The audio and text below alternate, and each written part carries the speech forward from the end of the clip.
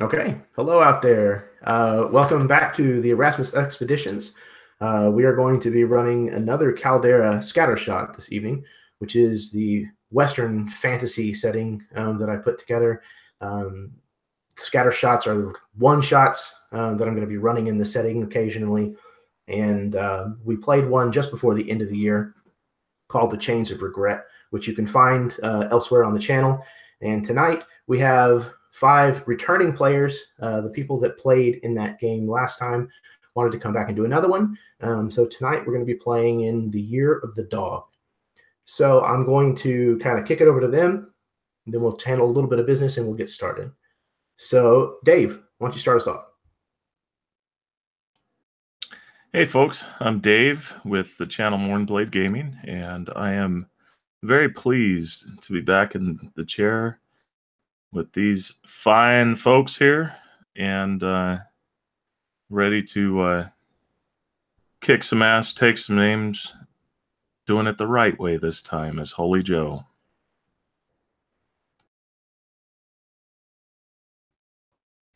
Awesome. All right, and Chris, why don't you go next? Sure. I'm Chris from Drop Dice. I'll be reprising the role of Akacheta, the Durathian brawler. So pretty excited to get back into this. If you guys did not see the last one, make sure you do check it out after this one. Absolutely. Yeah. Jason, you're up next. Hello. My name is Jason Osorio, and I have my own channel now, which is Concepts and Characters. And I am very excited to be playing Dire Kruban, also known as Stone, the Minotaur fighter. And I second what Chris said about watching the first game if you haven't. It's a fantastic game, and I am really looking forward to this. So let's get going. Definitely. Yeah. Last game was one of the highlights, I think, on the channel so far. It was a lot of fun, and hopefully this one ends up being, just as fun, if not more. Chad, why don't you take us out? Yeah, so my name is Chad. If you watch this channel, you've probably seen my face a lot. Not gonna lie. I have a YouTube channel of my name, Chad Nick. You can catch me. I do a lot of character concept stuff over there, voiceover stuff, and I play a lot of D&D games over there. Also, I am 1/3 of the Dudes of Your podcast with my buddy Jeremy here and our buddy Jeff Doty. So check that out if you want. Other than that, I am playing Keen Dustblood, and I'm excited to get back into Caldera because this is a awesome, fantastic setting. Excellent, thank you. And last but certainly not least, Megan. Hey everyone, I'm Megan. I am one half of the YouTube channel Dice on Ice, and tonight I will be returning with the character Sophie O'Neill, otherwise known as Little Fox. And I am very, very excited. I love this setting, so it'll be cool to jump back into it with these fine players and an awesome GM. So, yay. Thank you very much. Yeah, I'm really, really excited to see what you guys are going to bring to this tonight. You guys killed it last time, and I know you're probably going to do it again. So just before we do get started, though, I do want to give everybody a warning. If you watch videos on this channel, you've heard this warning dozens of times. This is an adult game. We are all adults, at least by our driver's licenses. And there's probably going to be situations that are mature. There's definitely going to be language that's going to be mature. So if that kind of stuff bothers you, then you probably want to go ahead and leave right now. So with that out of the way, anybody have any questions before we kind of get into the nitty-gritty? No? Cool. All right. So just a light recap of what happened last time. We had established that your group was a gang at one point called the Deadwood Drifters. There we go. We'll get this right.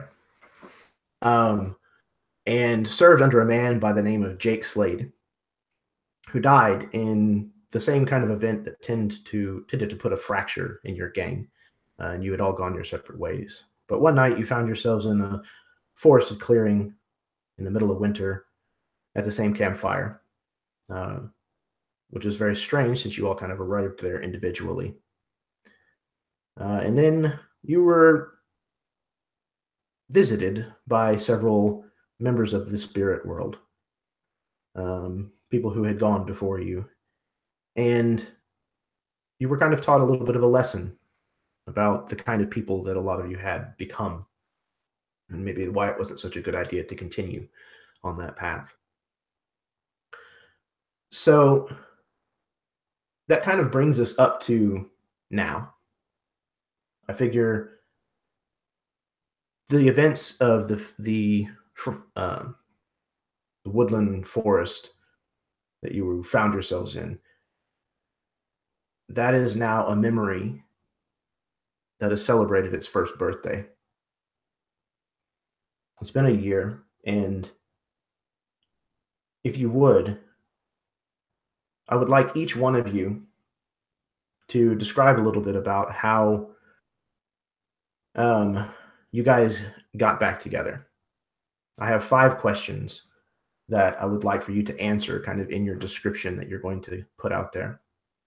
The 5 questions that I would like answered are, was it immediate that the group got back together? The second question is, whose idea was it?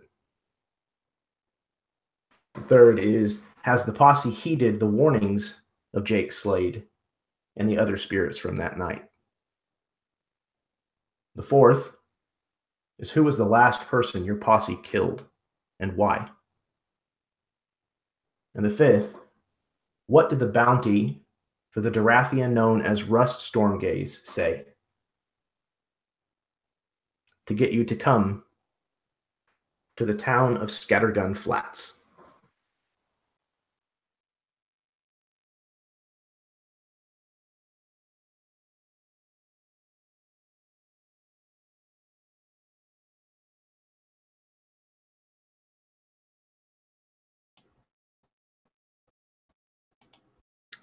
I think that question number 2, I think it was Dyer's idea, but it wasn't signed. Holy Joe got a message, a telegram, that I was to come out this way on this date and time, and that there was a score to be settled. And Solomon is about settling his scores, if anything else, one way or another. Do you want us each to answer one question individually, or? Yeah, just one piece, if you would. So I would say, kind of piggybacking off of what David just said, I don't think it was an immediate sort of rejoining. After the visitations that night a year ago, we were all probably pretty shook up. And I think, at least for Dyer, even though he had been exiled from his tribe some time ago, I think he attempted to at least visit his mother, because one of the visions showed that his father had passed while he was gone. I think he did visit the Stonehoof Minotaur, and then after visiting them, he sent out the messages to Solomon, Keen, Little Fox, and Akacheta, asking if they wanted to kind of come together and become this force of maybe not good necessarily, but to no longer be the murdering, robbing posse they had been in the past, but to see if they could fix some of the damage they'd done. But I don't think he probably has spoken much of what he did in the interim between leaving them and sending the messages out.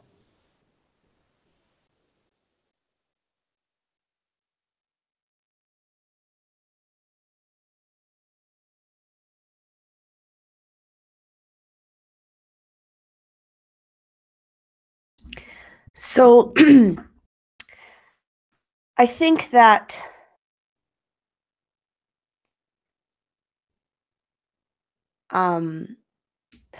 for the heated warning, I don't know, since we kind of split up, I think that would be up to like everyone individually whether they, but I know for Little Fox, she probably tried. She tried at first. She went back to her home, which she hadn't gone to since she had heard that her adoptive parents were taken away. But she went back and tried to make amends, at least with them being locked away. They were not as willing to forgive her after all of these years, and I think she was very, very angry at that, and also very angry that the group kind of did split up again. And so when she finally got the telegram, she was kind of apprehensive to answer it, especially since it talks about, kind of doing things to rectify all the bad that they had done, because she had found herself kind of reverting back to that lifestyle because it was so easy. But she did heed the call of the telegram. And yeah.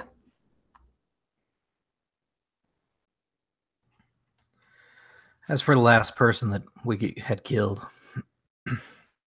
shortly after the spirits visited us, along the road, we found a woman that told us a story of Jeremiah Aramis. She was Durathian, had her legs broken, left in the sun to die, starving, well beyond delirious. I wouldn't really call it a killing, or even a murder for that sake. It's more like a mercy. She had been claimed a witch, and we gave her some form of peace. Stone didn't like it, but that was the last time I saw him, at least until his letter came.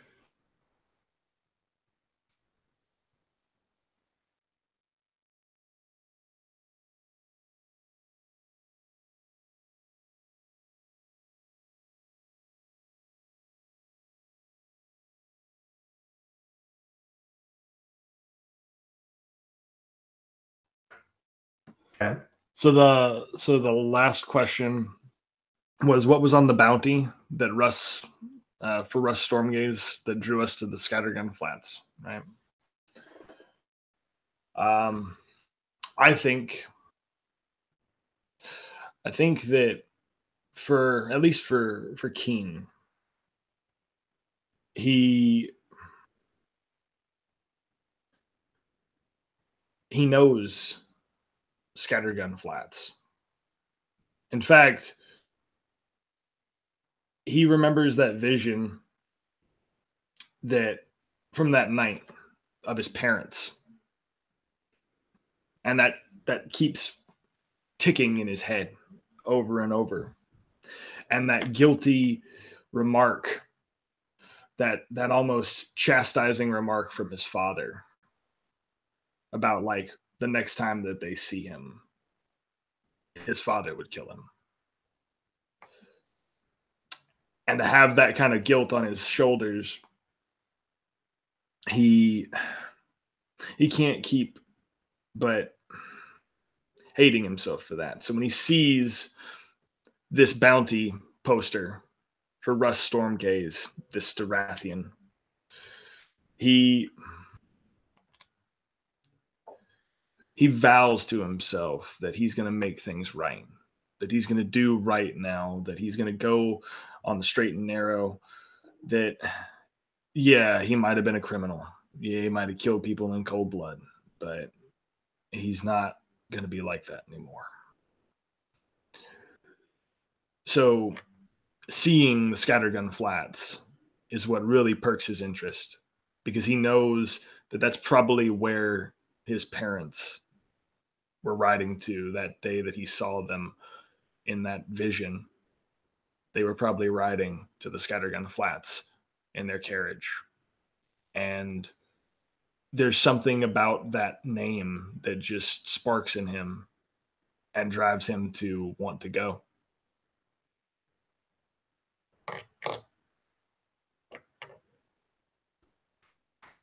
Excellent. All of you, please take a point of inspiration, if you would. So, in the distance, taking up probably the majority of the western horizon, the eastern horizon to where you currently are, you can see the mesa that you know Scattergun Flats is built on top of. You can see the switchback railroad tracks that kind of work their way down one side that is barely has a slope to it at all. And you see the path that you're on, just placed in the dirt that's been trodden bare just by so many passing animals and wagons and feet over the years. You can see a train making its way down the tracks, bisecting this trail that you're going to ride in tomorrow, as the trail itself blazes orange, dotting the landscape as well, colors of orange and yellow, as the sun beginning to set kind of colors everything. This is the last bit, you know, that you'll see of this color. Everything will turn to silver and blue very soon, because the moon is nearly full. And as you settle in at camp for the night, knowing that it'll be tomorrow, whenever you reach Scattergun Flats, what is the conversation around the fire?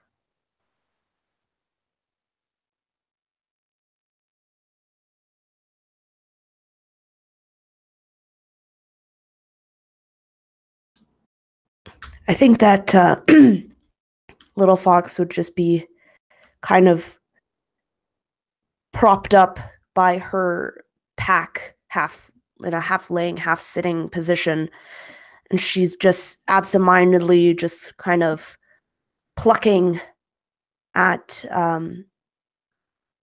the fiddle that she has, just kind of sounding out notes and sometimes shaking her head when a note sounds kind of flat and adjusting the tuning pegs and then going back to playing. And she just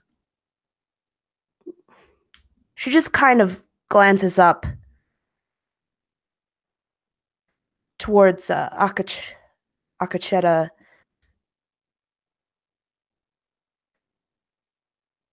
Do you think we could play a tune tonight? You still got your flute, I think it was?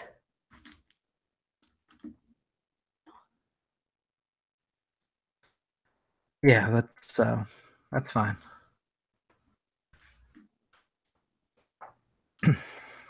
As has kind of become the tradition, Akacheta pulls another log out of his pack. It's that same hardwood from over a year ago. In fact, it's the final log that didn't get tossed in that night. Kind of remembering. We did this about a year ago, didn't we? And he kind of tosses it in. Seems too long to go without a saw.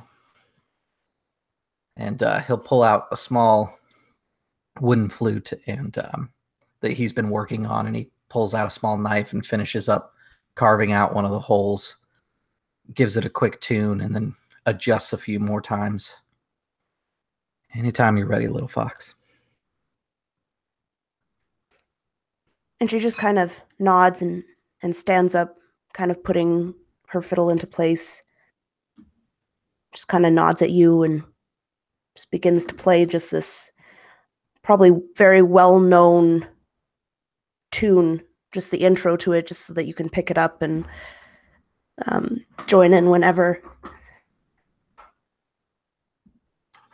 Yeah, and I think it takes Akacheta a little while. Some of the songs in kind of the Caldera take a little bit of mixed background, and Akacheta starts to think it's one song, and he even starts to play kind of the wrong tune. And there's this short look that's exchanged between Little Fox and Akacheta, and you can hear the registry change as he corrects himself to go to the correct song.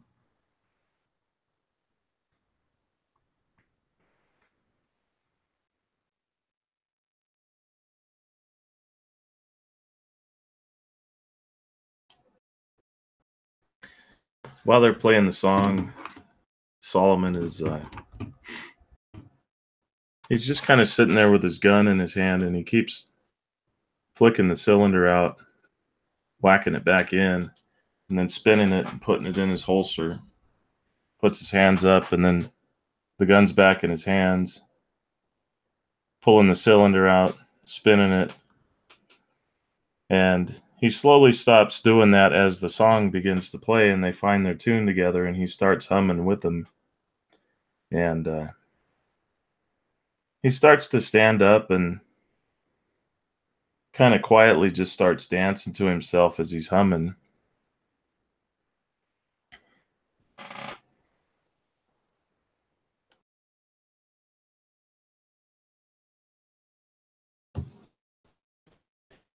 So I think Dyer at the moment is sort of facing out from the camp, just kind of scanning the horizon for any potential threats, as he is wont to do, having been raised in the southern wastelands of the Caldera.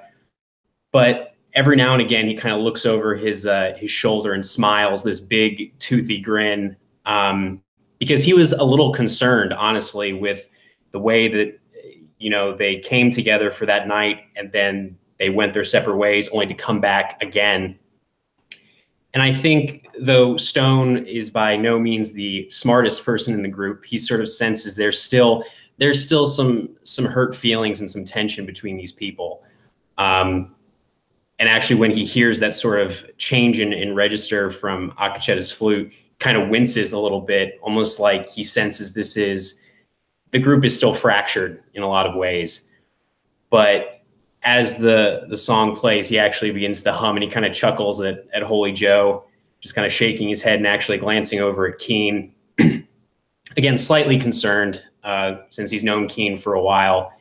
And he just wants to make sure, in his own way, though he's not really much of a leader, that the group is functional enough that they can try and take this on, this bounty for Russ Stormyays, which Keen brought to the group's attention.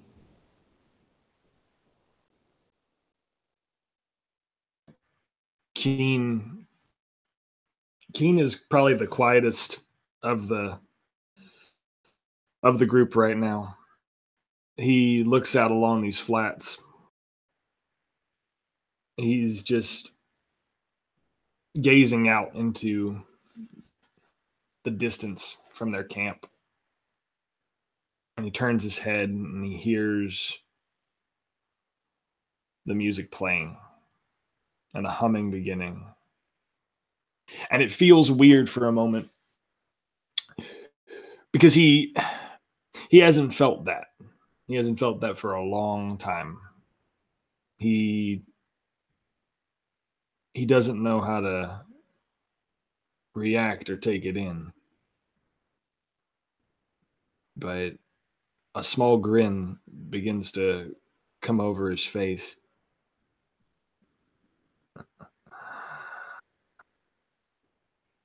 And here I thought I'd never see the day that happened. He taps a small tin of tobacco against his shoulder and pulls out a cigarette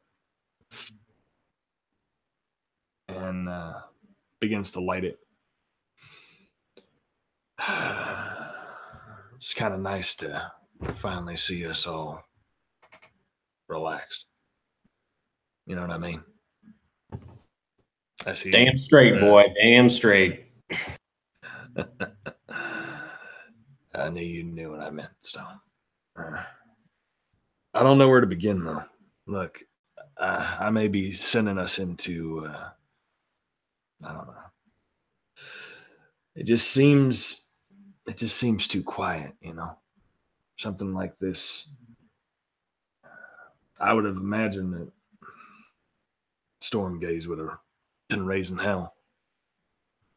Look out there. And looks like there's nothing out there.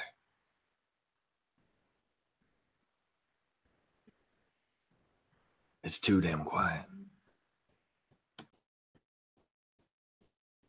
And Dyer actually kind of chuckles a little at that and just kind of reaches over and kind of pats Keen on the shoulder and says, "Don't you worry, boy. It's just the quiet before the storm gaze, I guess." And he kind of chuckles a little bit at his own not great joke. He's kind of like, There's a smirk.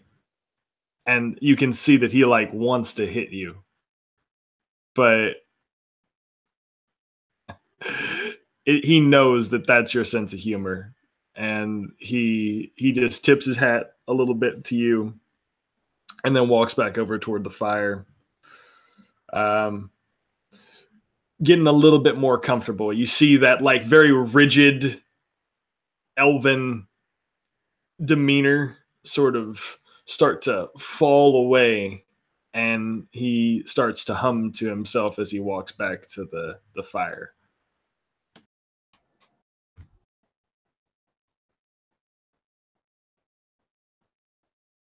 And Holy Joe actually walks up behind Keen, taps him on the shoulder, and says, "Want to dance?"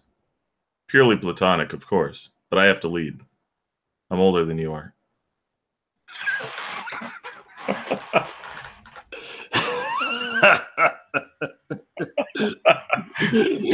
You're an asshole. You know that. Well, this is true. Well, considering that little fox is playing, She can play a lively jig, after all. We by could, good signal. And he takes you up on that offer, and I imagine it's like this this half-hearted square dance jig between the two of them for a moment. right. And it's more sarcasm and just overly dramatic moves of like, and then flourishing, and then all of a sudden Keen takes the lead and he rolls Holy Joe back, and it's just sort of because he's way more dexterous, and he's just like right. he starts picking up the pace and everything.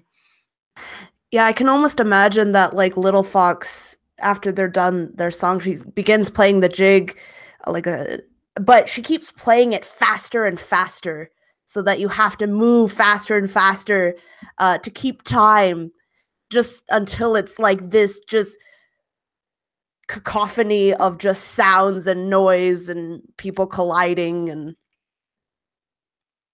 she kind of stops and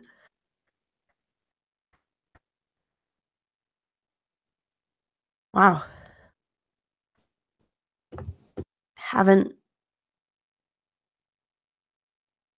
Hasn't been like that in a while, has it? Us actually doing something fun. And Holy Joe is actually bent over on his knees, like laughing at this point because it was going so fast that they both almost fell over, and he just starts clapping. He's like, "You two still got it. You too. You're a mighty fine dancer." Well, thank you, Holy Joe. Excuse me. You hear a voice. Well, what was that? When you turn around, there's an elven woman standing just at the edge of the firelight of your camp with the reins to her horse in her hands. And she has her hat removed, held between her hands, and she's kind of standing as if she's on the edge of a party going on and hasn't really been invited yet. Pardon me. I saw your fire, but I was going to stay in my own camp. But your music caught my attention, so I have come to, if it's okay, to stay with your camp for the night. Is that all right, or could I at least stay for a visit for just seeing the elven woman, being half elf as he is, Keen's kind of taken aback, and he says, and he like shrugs Holy Joe off of himself, right? Get off me.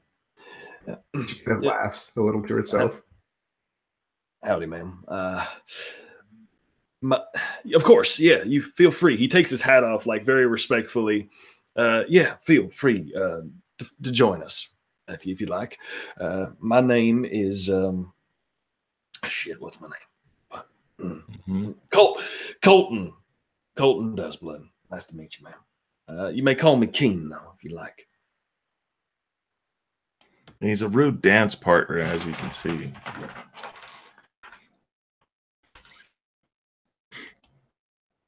She kind of laughs and says, "I thought he was pretty light on his feet."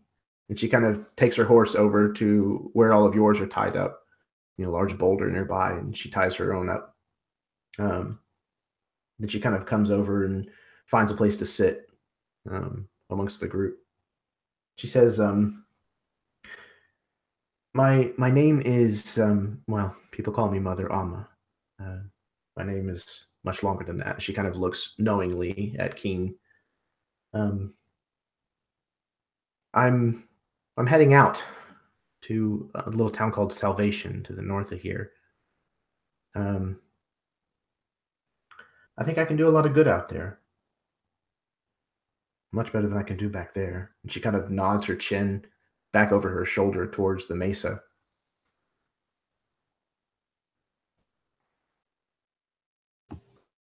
So Dyer kind of ambles over this 6 foot tall minotaur and kind of not looms over her, but kind of towers over her a bit and says, "Well, it's a pleasure to meet you, Mother Amma. My name is Dyer, and I just got 2 questions for you. The first question is, are you a spirit of some kind? And the second question, what's going on in the mesa over yonder?" And he kind of like cranes his head over to kind of look at her, like trying to tell if she's another spirit here to teach the group a lesson of some kind.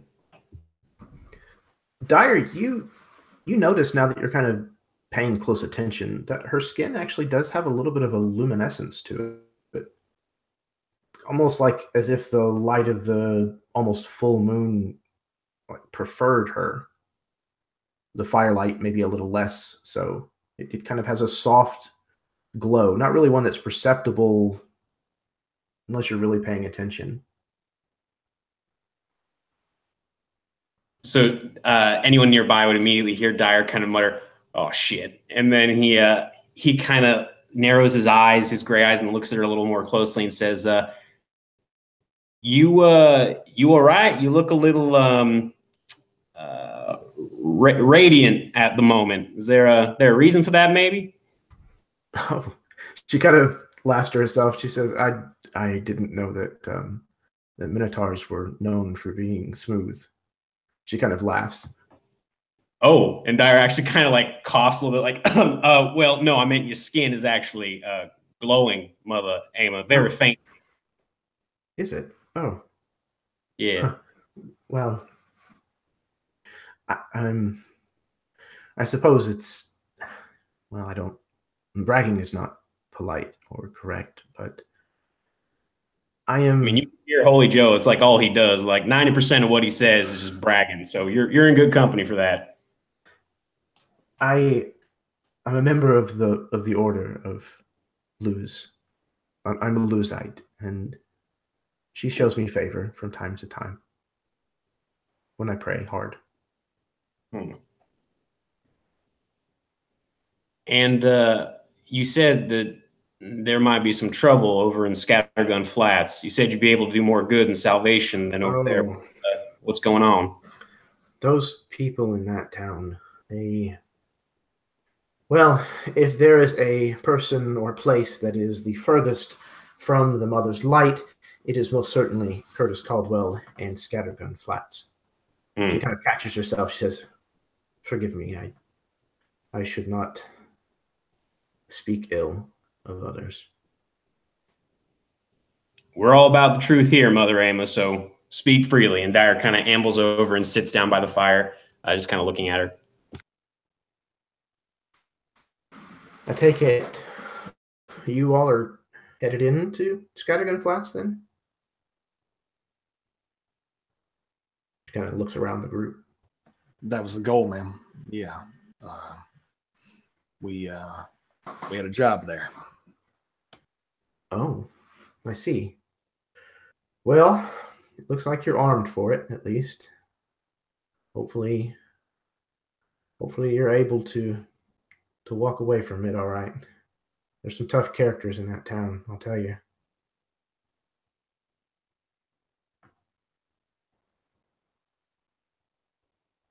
So, you also musicians, I take it? It's an interesting combination. Not naturally by trade, no, but it passes the time between jobs. That's for sure. It's good to have a hobby. Keep you busy. Out of trouble. Holy Joe is kind of receded into himself and is kind of stepping back against this tree, and he's starting to roll up a cigarette. I'd like to roll an insight just to kind of try to read her. Okay. Yeah, got an 11. It's hard to tell. I mean, you're now seeing what Dyer had pointed out before, that her skin's kind of almost glowing with moonlight, but not giving off moonlight really, just kind of as if it's absorbing the moonlight.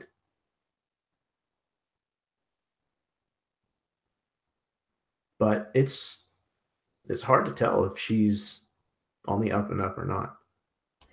Can I get a religion roll? Sure. To see if, I mean, is that common for Luzites to, draw in the moonlight?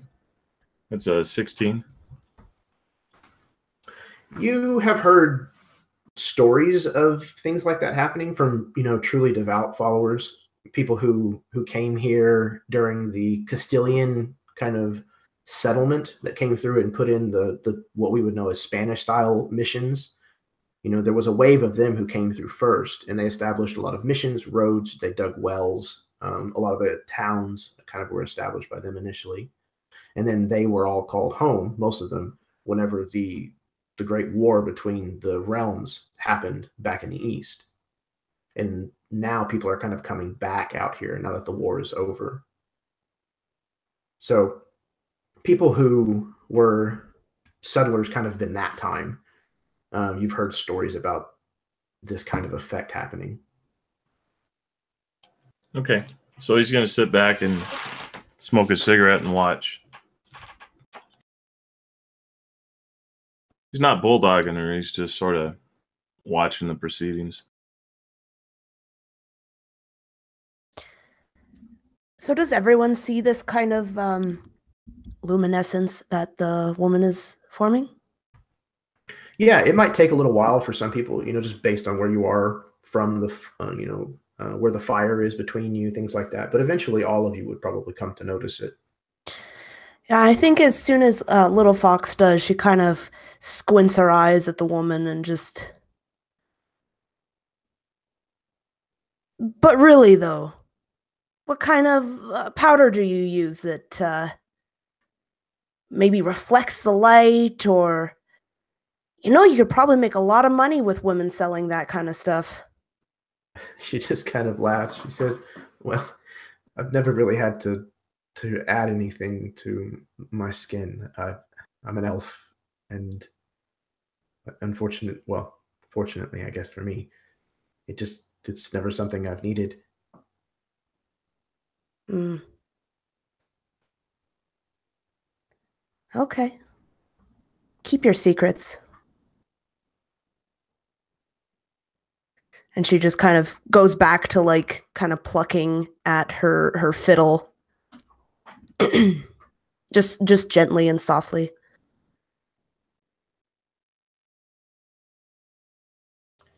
And Dyer will kind of clear his throat and just say, so, Mother Ama, you mentioned a name that caught my attention. Curtis Caldwell. He's a cattle tycoon, isn't he? I would think if he was, oh, that's right, he is. And Dyer kind of like snaps his fingers and as he's remembering this, that's right, he is in Scattergun Flats. Wouldn't he try and maintain some kind of law there to make sure that his business was kept secure and safe? I mean, you mentioned some rough characters. It seems like a bandit town almost from the way you're describing it, which doesn't really make sense. No, I don't think the town itself is necessarily to blame. It seems like a normal enough place. But there are a lot of people who I don't think belong in that town normally.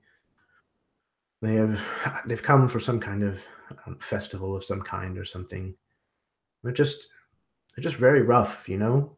You know what I mean? A festival? What kind of festival? It's not one that I'm familiar with. They said some kind of Durathian name. I'm not sure what it was, to tell you the truth. I don't speak the language yet. And when she says that, Dyer kind of very slowly and pointedly looks over at Keen and kind of arches an eyebrow like, that's interesting. And then looks back at her and just says, you said you don't remember the name of the Durathian that you heard, correct? No, it's just a strange language.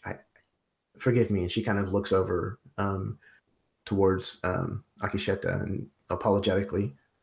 It's just very foreign in my tongue. It's all right. He wears feathers. I get confused with the Minotaur tongue all the time. It's difficult. Words are hard, man. Words are very hard sometimes. All of you kind of, well, we'll say that Akisheta and Little Fox, with your passive perceptions being so high, you've noticed several pieces of gear that's either on her person or on her saddle that you're fairly certain is magical in nature.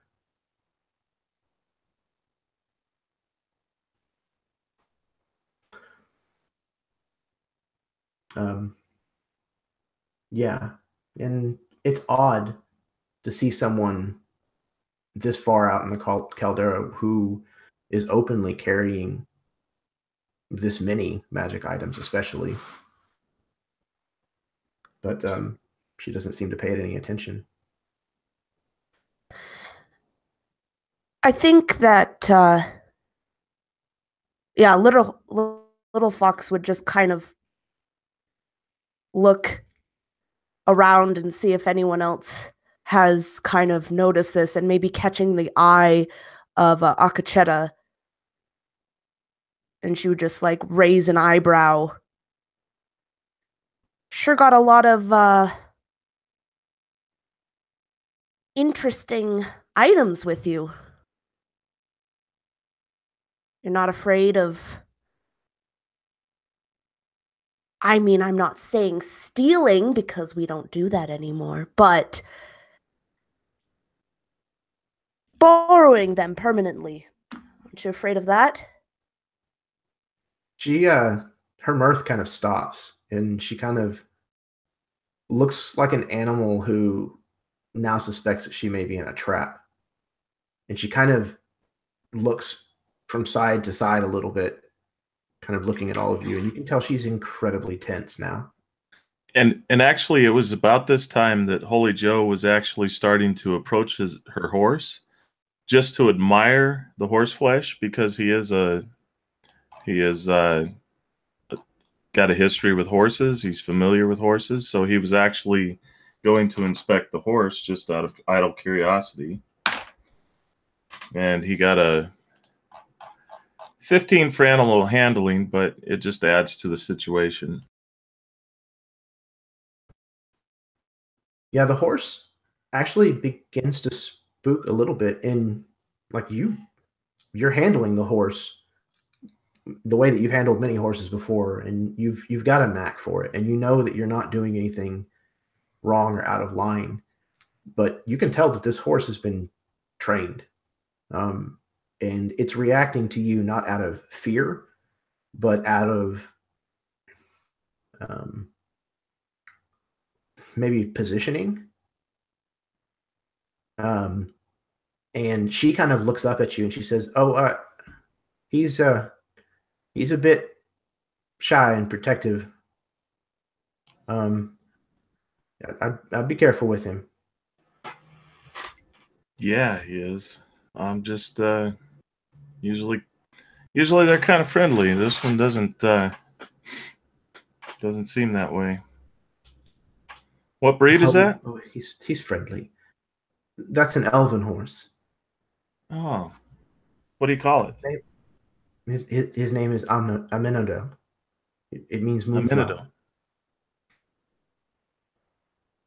And I just kind of step back and do the pace of not pacing like a stalking animal, but sort of the quiet sort of calming down of the horse that a trainer might do, but showing it that I mean no harm, but I'm inspecting it. Mm-hmm. Saying its name quietly, not repeatedly, but every so often, trying to.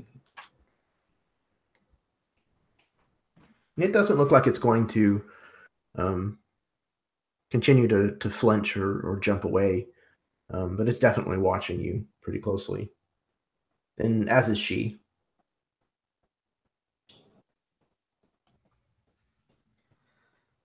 Dire. Oh, good. Go ahead. No, please.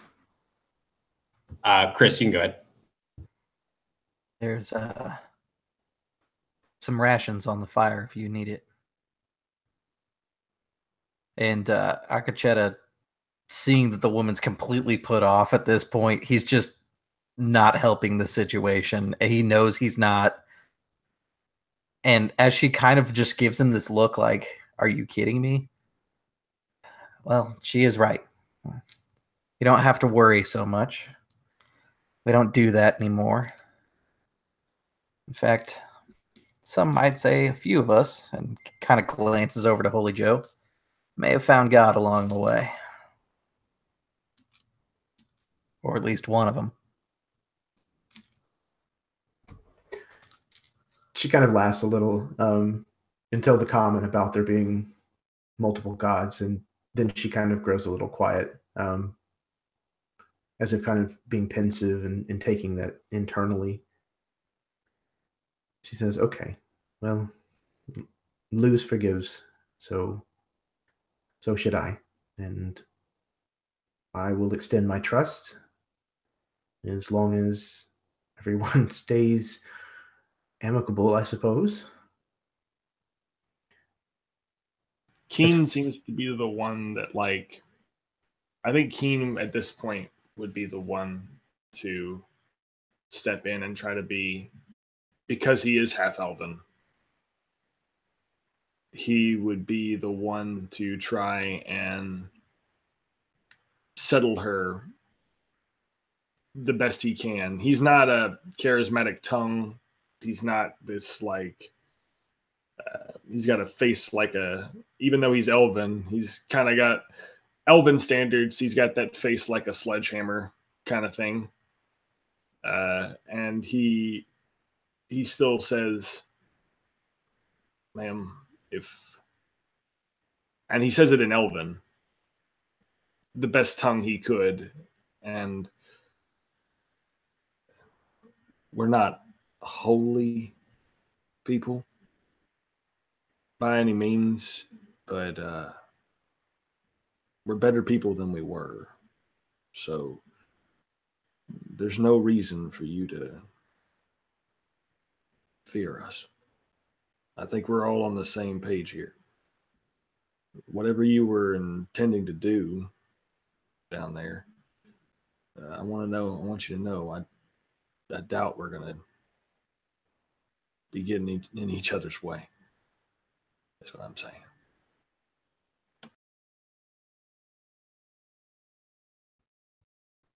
It pipes up in Elven. Besides, we're going the opposite direction. After tonight, you probably won't see us again.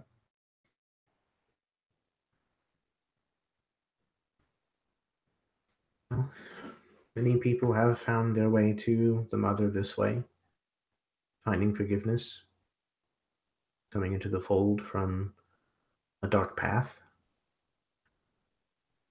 Have any of you found Luz?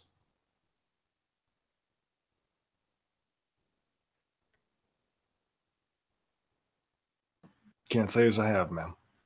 Can't say as I have. Well,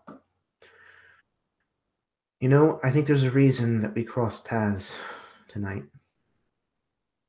And if it was only to warn you about Scattergun Flats, then so be it. But I think Luz sent me to find you. I want you to have something.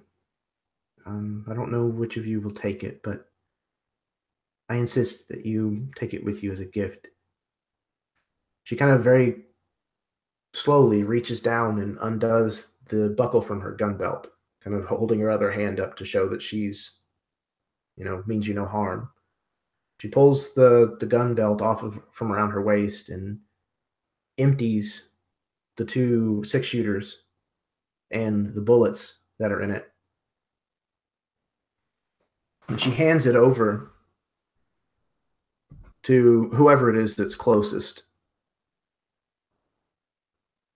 It probably would be Keen, because he's probably been the one that's sitting close to her. So Keen, she's the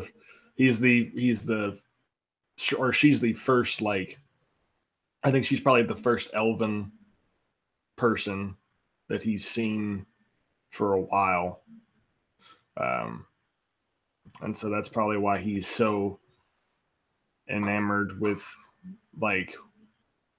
wanting to be near somebody that's even close to his race.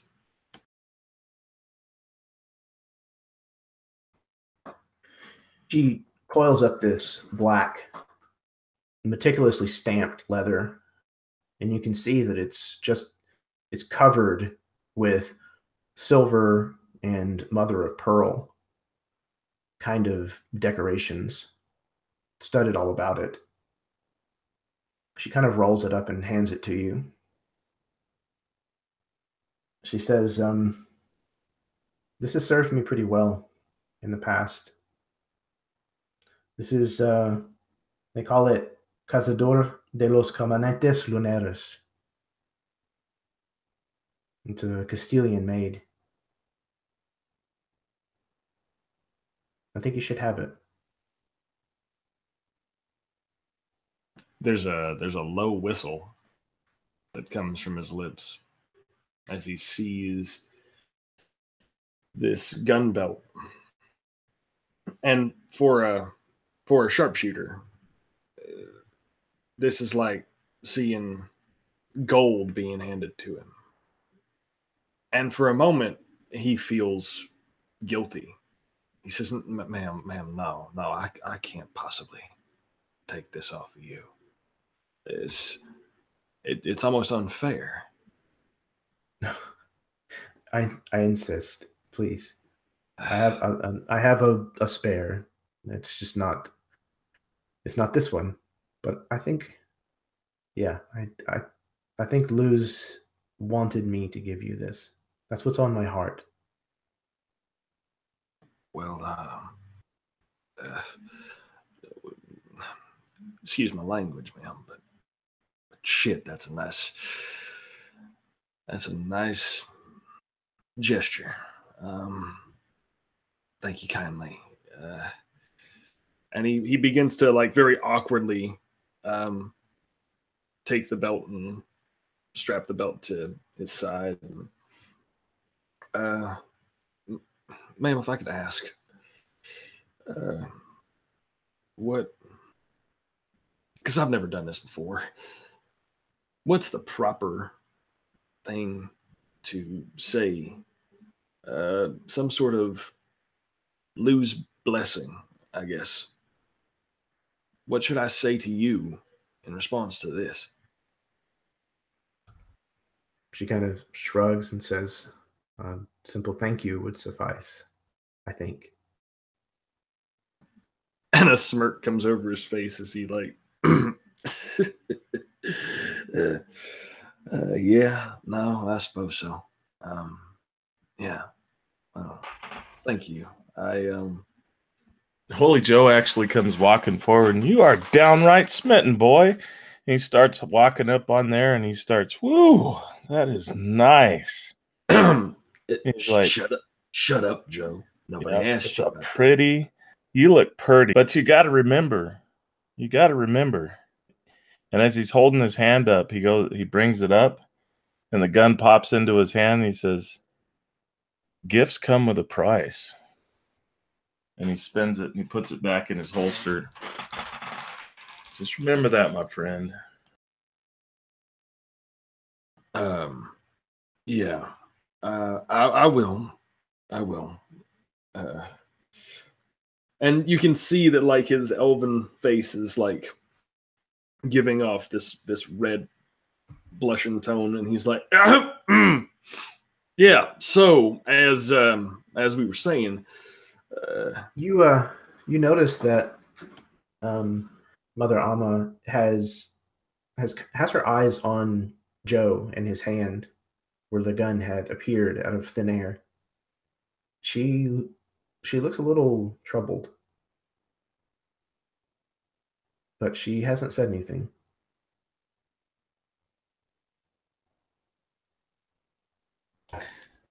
Yeah, she's probably noticed it, but I was facing Keen when I did it. But yeah, I wasn't being like I was hiding it or anything.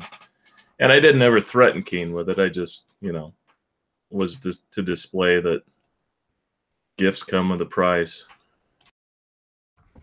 You get the feeling it was the display of magic that probably has put her a little on edge.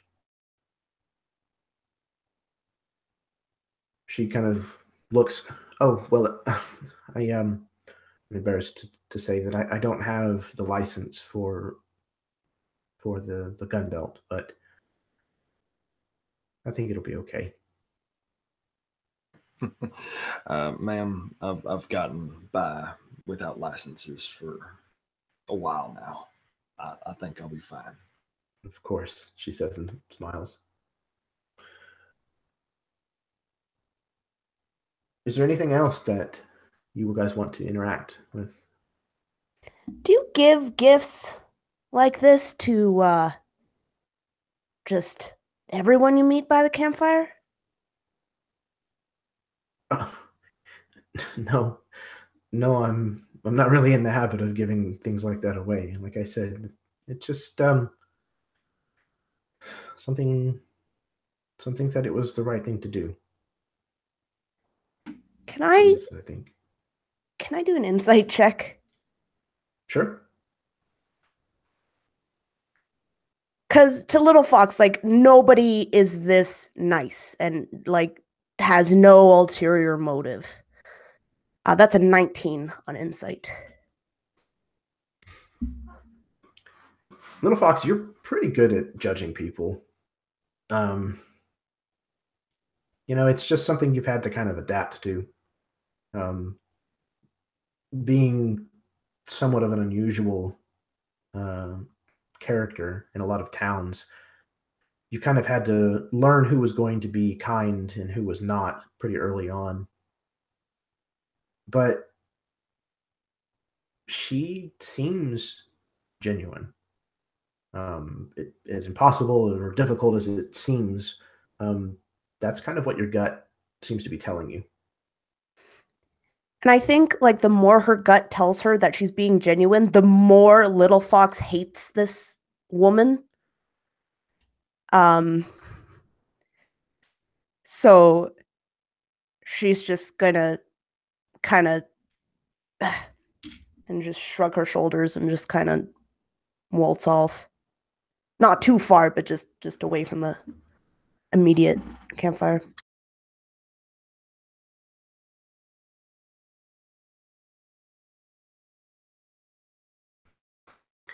So the night wears on. You hear the sounds of the creatures of the evening prowling about outside of your firelight. You hear wolves howling. You hear things rustling about. You might even see a sign here or there of a rabbit scuttling home before it gets much later. And the moon makes its path across the sky. The stars kind of spin slowly. And morning dawns. You all wake. The night has passed uneventfully. Mother Alma is already up and is packing her horse, looking like she's getting ready to leave. And she's doing so with quiet care, not sneaky, just like she's trying not to disturb anyone.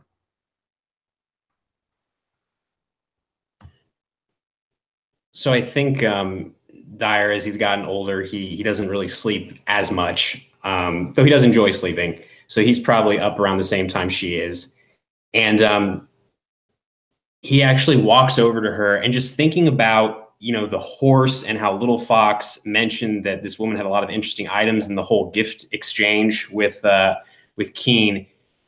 He doesn't look suspicious, but he's also not good at hiding his emotions. So he looks a little agitated, and he kind of walks over to Mother Alma and just says, Can I help you pack your things and make sure your horse is saddled all properly? I mean, this is after all, like you said, this is a dangerous place. I even hear," and he kind of leans in a little bit, "I even hear the Deadwood Drifters have been sighted in this area. Ain't that a thing?" And he kind of chuckles a little bit, but trying to kind of gauge her reaction. She kind of she's a little gun shy whenever you first come over near the horse, but it doesn't look like she's going to say or do anything about it. And once you kind of show that you're wanting to help, she lets you do so. And she kind of looks at you with her brow furrowed a little when you mention the Deadwood Drifters. She says, "I've never heard of them. Are they a dangerous group?" I mean, so the stories go, but I hear they're trying to turn over a new leaf, so to speak. And Dyer kind of smiles, this big bovine smile. Can I roll an insight check of some kind to see if she's lying, that she's never heard about the Deadwood Drifters before? Sure. Yeah, because I'm like, there's a point where I'm like wanting to be like Star-Lord and be like, "You've never heard of the Deadwood Drifters before." Exactly. Like, what up, bro? Like, you've never heard of us before? Come on. So I probably can't tell anything because I rolled a 6. No, it's difficult to kind of tell whether she's lying about it or genuinely doesn't know who you guys are. But she says, "Well, there's a lot of, like I said, rough people out here, but it's good to know that some of them are changing their ways." And she kind of stops and smiles at you for a second, and then just nods and continues packing. Yes, I suppose it is. And Dyer kind of inclines his head and walks back to his belongings to start, gather his own things. A little frustrated that he couldn't tell exactly what was on her mind, but still kind of glancing at her every few minutes just to make sure she doesn't do anything besides leave. Yeah, and you notice whenever she's kind of finishing packing up, one of the last things she does is kind of lifts her saddlebag and kind of checks something that's in there. And you can see that it's a scroll. And it's a very nice looking scroll. It's inside of a case. And it looks like it has governmental type markings on it. She just kind of makes sure that it's there, and then she shuts the saddlebag again and continues.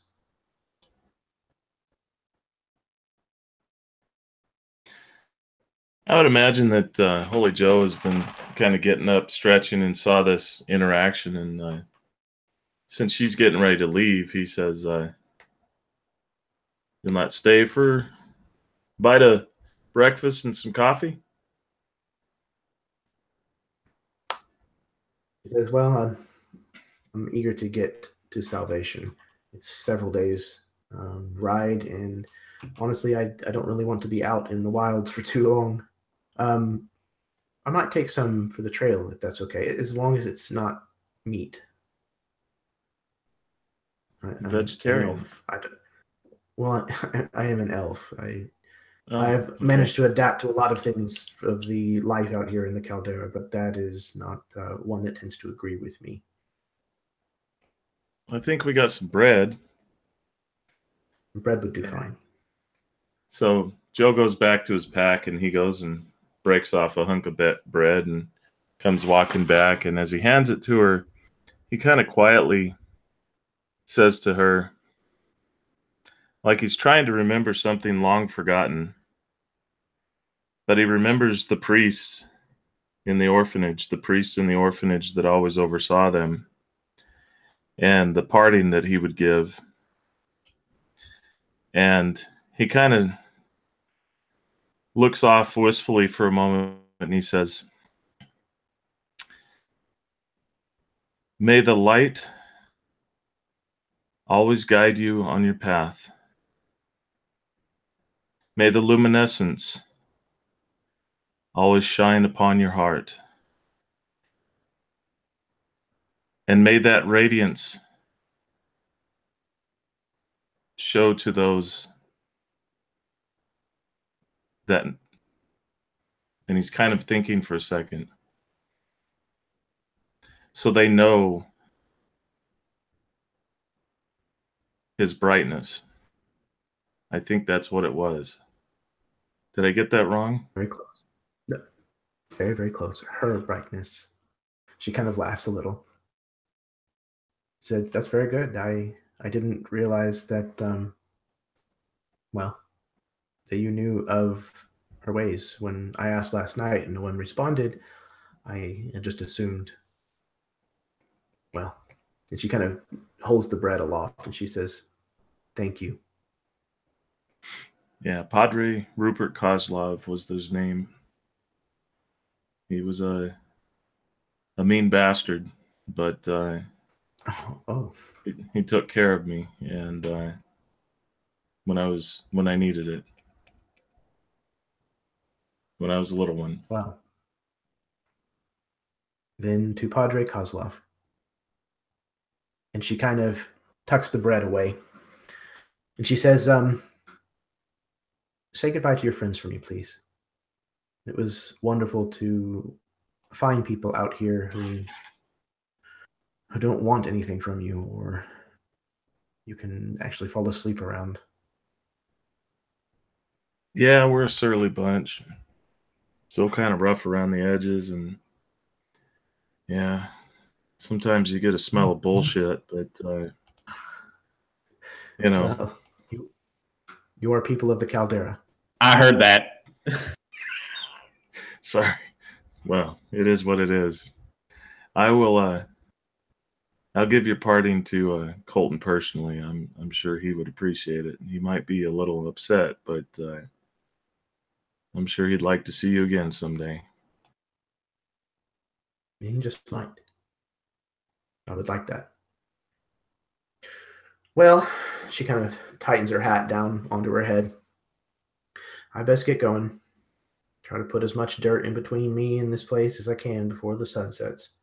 And she kind of digs her spurs into the sides of the horse just a bit and clicks her tongue. And the horse, Amenodel, kind of takes off at a slight trot.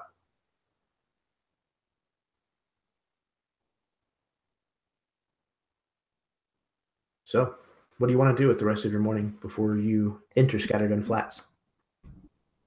Little Fox would turn to Holy Joe and just, I thought she'd never leave. "Oh, I don't eat meat. Oh, I'm an elf. And she just like, and then she turns to Keen, and she's just like, if I were you, I'd throw out that belt. Better yet, I'd burn it. Oh dear, you're gonna make the boy cry. He is sentimental. Oh, that's what you get when you don't think with your head. He was thinking with a head.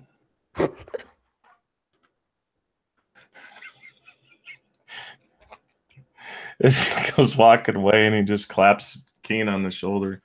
Keen, if he was within earshot of that, is coughing up any sort of like whiskey or anything. What?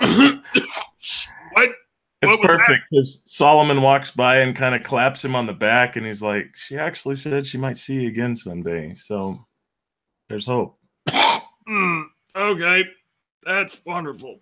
Thank you. I would suggest before you see her again, you get a better hat because that thing you're wearing is still ridiculous. It was in fashion when I was little, and it'll be in fashion till I die. Boy, it is a sack with aspirations. You need to lay off that nonsense.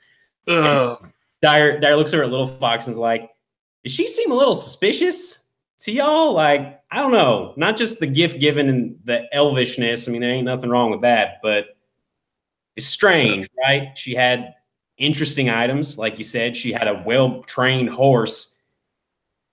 And that scroll she pulled out, I don't know. He's kind of like tugging at the fur under his chin, looking a little perplexed off in the direction that she rode away in. I know, you'd almost expect her to be a gnome coming around, popping out of nowhere and then disappearing. But, you know, you guys are all vegans? I'm not entirely a vegetarian. I eat meat. Not that there's anything, hey, it's more meat for the rest of us, but I'm just saying, I love me a good steak. Well, if you tried a little bit of cactus too, you'd understand. That's in it. I mean, I've tried it when it's been fermented, but in fact, that was the night we met Akcheta. He brought in a flask full of something made out of cactus. I think it was. Wasn't that barrel cactus? I don't know. It was pretty good, though.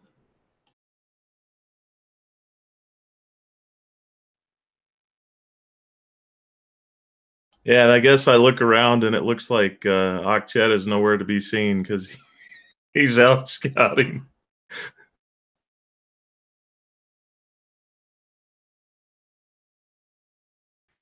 Yeah, absolutely. You kind of do that thing where you kind of look for him because you were just talking to him. And you realize that at some point he slipped away and you didn't even realize it. And I look over at Sophie and I think for a second to say it, and then I'm like, no, better not. She is like the jealous little sister. It's awesome. Yeah, she would like look at Holy Joe and, what you looking at me like that for? I don't know. I think I need a drink, but I think I want a drink, but I don't need one. Well, I'm not going to tell you you shouldn't or should. But, I mean, you were a little more fun when you drank.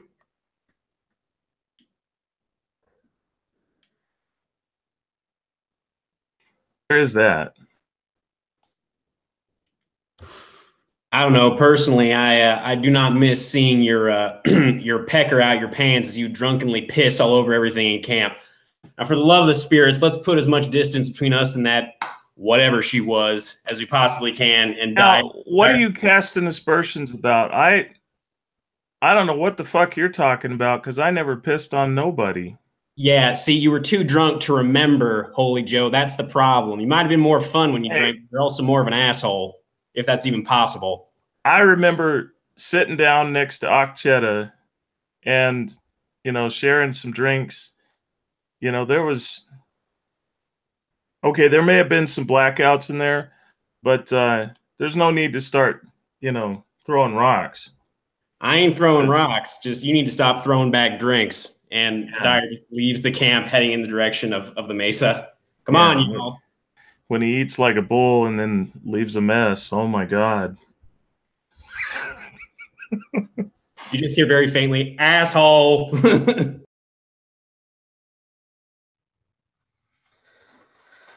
It comes running at a jogging pace back towards the camp. Everything looks clear up ahead.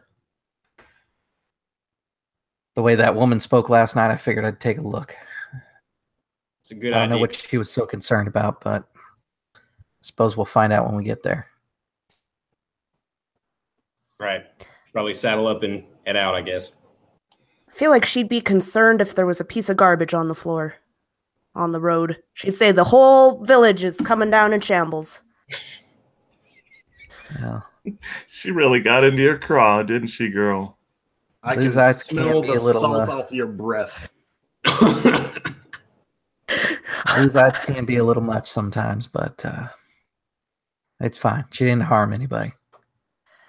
I just don't trust anyone who just gives things away for no reason at all. Well, I'm not gonna look a gift horse in the mouth now, am I? I mean, it's a nice belt, and I'm not gonna say no to that. I'm inclined to agree, but I don't think you should wear it into town. She's coming from that direction, just willingly giving a belt away that we all know has some sort of property to it. Chances are, without a license, it's stolen. I don't know. That could be mighty interesting, actually. I'd like to see Keen talk his way out of that.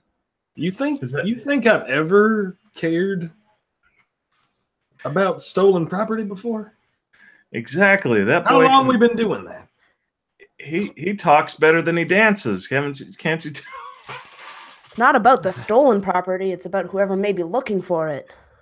Yeah, I'm not entirely fond of going back to a crime scene with proof that you may be involved in it. Usually when we knocked over a bank, we didn't go back. And we damn sure didn't set up strangers on the road to it. Shit. All right, fine. Well, compromise. I'm not saying leave it behind. Just tuck put it them in away. your saddlebags and put them over your shoulder, and then you can, wear them near to your heart, and she can keep you warm. You sons of bitches. All right, fine. And you see him begrudgingly take the belt off, tuck it into his saddlebag, and there. You happy? When we get there, if y'all are just making me spooked before we get there, I'm gonna slap each and every one of you with my pistol. You'll be fine, Keen. Can I just say, and Dyer kind of looks around as he's saddling up on his horse, I so miss this family, our broken, terrible family. All right, let's get going. That's a load of bullshit. You're damn straight it is. Oh, man. So, you all ride on, heading further east, and soon you're making your way up the mesa, kind of again on these switchback trails, getting higher and higher in elevation, and eventually, just as the sun kind of starts to set again and turn the sky to colors, you see the town of Scattergun Flats. You can see the steeple going into infinity. It looks like a decent-sized town. It's got a lot of cattle pens, but it's a cattle town. It's kind of what you were expecting. The railroad runs through it, and you can see the station. There's probably 3 streets in total that run the length of town, and several cross streets and alleyways that connect them, which makes it a pretty sizable town for the Caldera. your guess is there's probably maybe 200 to 300 people who live here. And you see a sign as you're kind of riding up to the outskirts of town that says, in real big letters, Scattergun Flats. It's a very pretty sign. Looks like they spent some money on it. And underneath, there's an addition that's been added to the sign, and it's just as nice. And it says, "No silver allowed."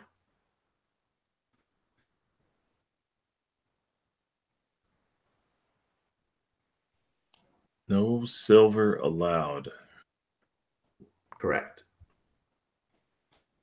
Would we know, is that like a reference to something specific or the actual silver? No irons allowed. I think they're talking about guns.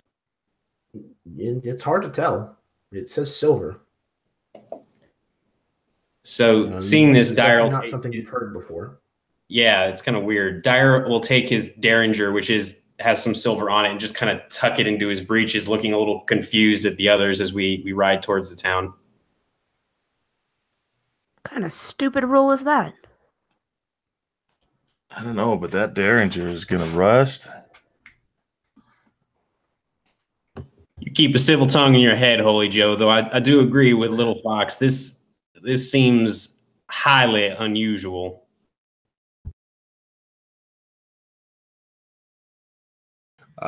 Keen has his rifle slung around his shoulders. Well, I can't exactly tuck this away. And he looks around. Does he see any? Is the town like bustling, or is it just like completely empty as we kind of head into town? No, there's definitely people kind of wandering the streets. Okay. Although you think that you see a lot of the people kind of hustling, kind of moving quickly as the sun starts to set. They don't want to be out after dark. Y'all see that? Look at these people. They're blowing like tumbleweeds. I think if Little Fox could, she'd try to stop one of the people kind of running. What's the rush? Where's everyone? Why is everyone leaving this place? Or the streets? She kind of looks at you. Oh, and she kind of cringes and pulls her arm away and then kind of turns and rushes away with her children. You hear her mutter something about filthy Durathians.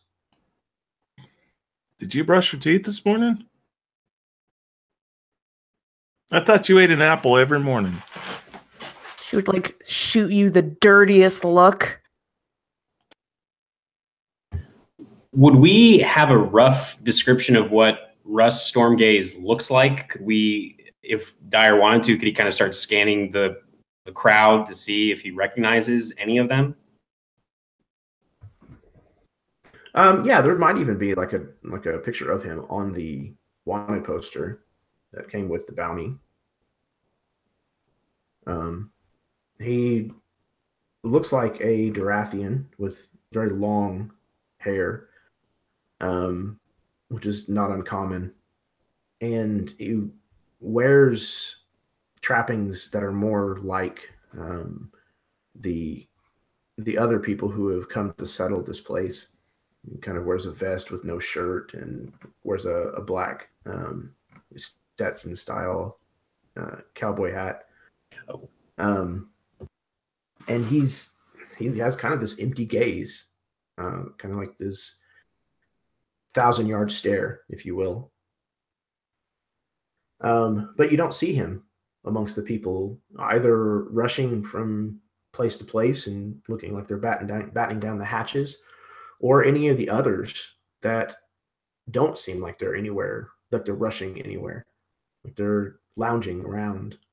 Most of them towards the saloon, which is making quite a bit of noise currently. You can hear a piano. You can hear people hooting and hollering and laughing and yelling. I'm pretty sure you can even hear the glasses clink from here. It definitely sounds like there's a pretty lively celebration going on at the saloon. Then that's where I think that's where Keen is going to be heading. He realizes that, look, it's probably not going to be worth it to try to talk to these racist assholes out amongst the streets. It'll probably be best to get some information from where the town is most lively right now. No, that was good. Little Fox would say. She says, at least not everything in this town is weird, out of the ordinary. Yeah, next time somebody says something like that to you, I'm going to punch them straight in the throat, though. I don't care if they're a woman, man, even a damn child. You see a man walking down the street towards you purposefully.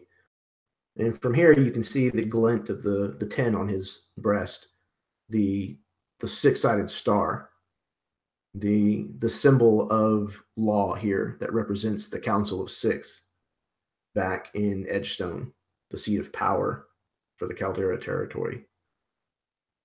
He's kind of a big, broad-shouldered man with some pretty impressive mutton chops. And the brim of his hat sports fangs of some kind. And he kind of is walking straight up the road towards you, kind of holds his hand up. Hold on. Kind of addressing all of you, telling you to hold up.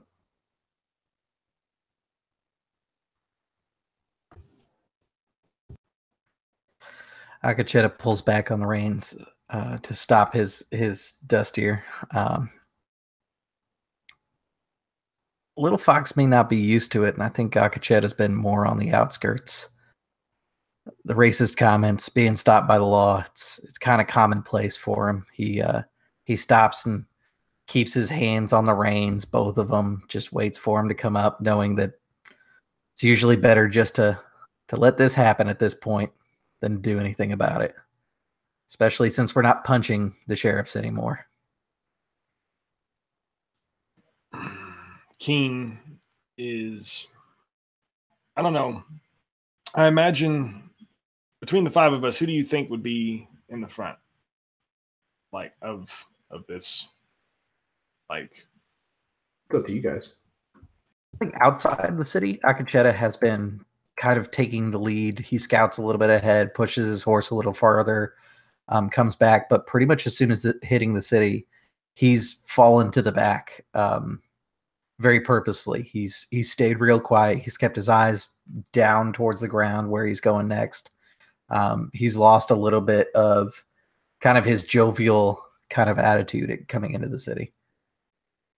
I think Dyer would probably be towards the front. I mean, he's this 6 foot tall, fur covered bull man. I mean, with with coat and an armor and a warhammer and a shield. So I mean, he's fairly imposing. So I think he would definitely be in the front, just kind of keep folks away from the group if they seem threatening. Does Dyer ride an animal of any kind? Yeah, I mean, I was thinking it would have to be a pretty big horse, probably like a mountain, Sure. like a pretty big plains horse to support a minotaur. But I would think so. Okay. Yeah, absolutely. That's just a big old beast of a horse. So this individual, go ahead. Oh, I was going to say that Holy Joe is probably rides typically in the middle because he's not exactly the most. I mean, he's not as perceptive as everyone else, but once made aware, he can definitely lash out. But as we're going into the city, because he is a charmer at heart, despite what his crew says about him, he kind of rides up next to the bull and greets the guy. He's like, "Well, it's mighty nice of you to welcome us to your town."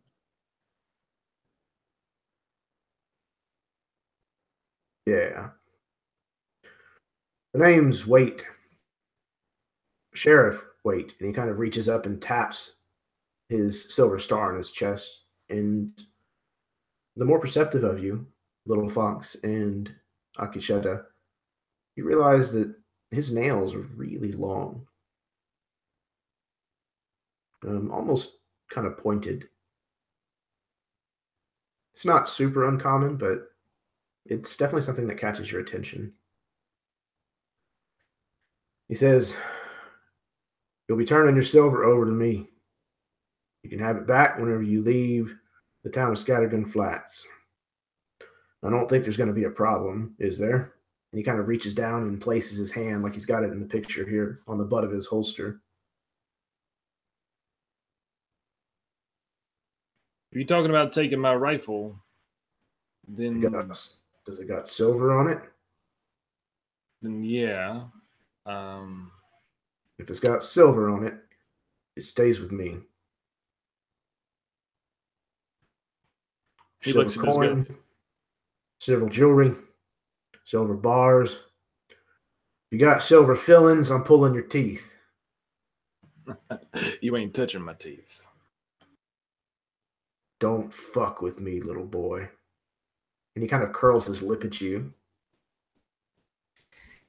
Holy Joe actually kind of sits up tall in his saddle and he just kind of looks over at Keen like, because at the same time he's making a face at Keen like, I'm about ready to put a fucking bullet through this guy. But we got to be straight, right? I'm gonna, you know what? Shit, I'm gonna do it. I got to do it for myself. I'm going to just roll to see if I even can withstand his taunting at us to turn over that silver. All right, yeah, no, okay, I got a 16 plus. Yep, there you go. So that'll hold. He grits his teeth. Keen grits his teeth and says, you know, I don't know a whole hell of a lot about how Scattergun works. So you want to tell me why I need to hand over our silver before I do it? He kind of exhales and he slowly starts pulling the piece out of his holster. And using his thumb, he starts to pull it back for the first action on the hammer. He says, well, first of all, because I damn told you to. That's why. You're riding into my fucking town, and that's the rules.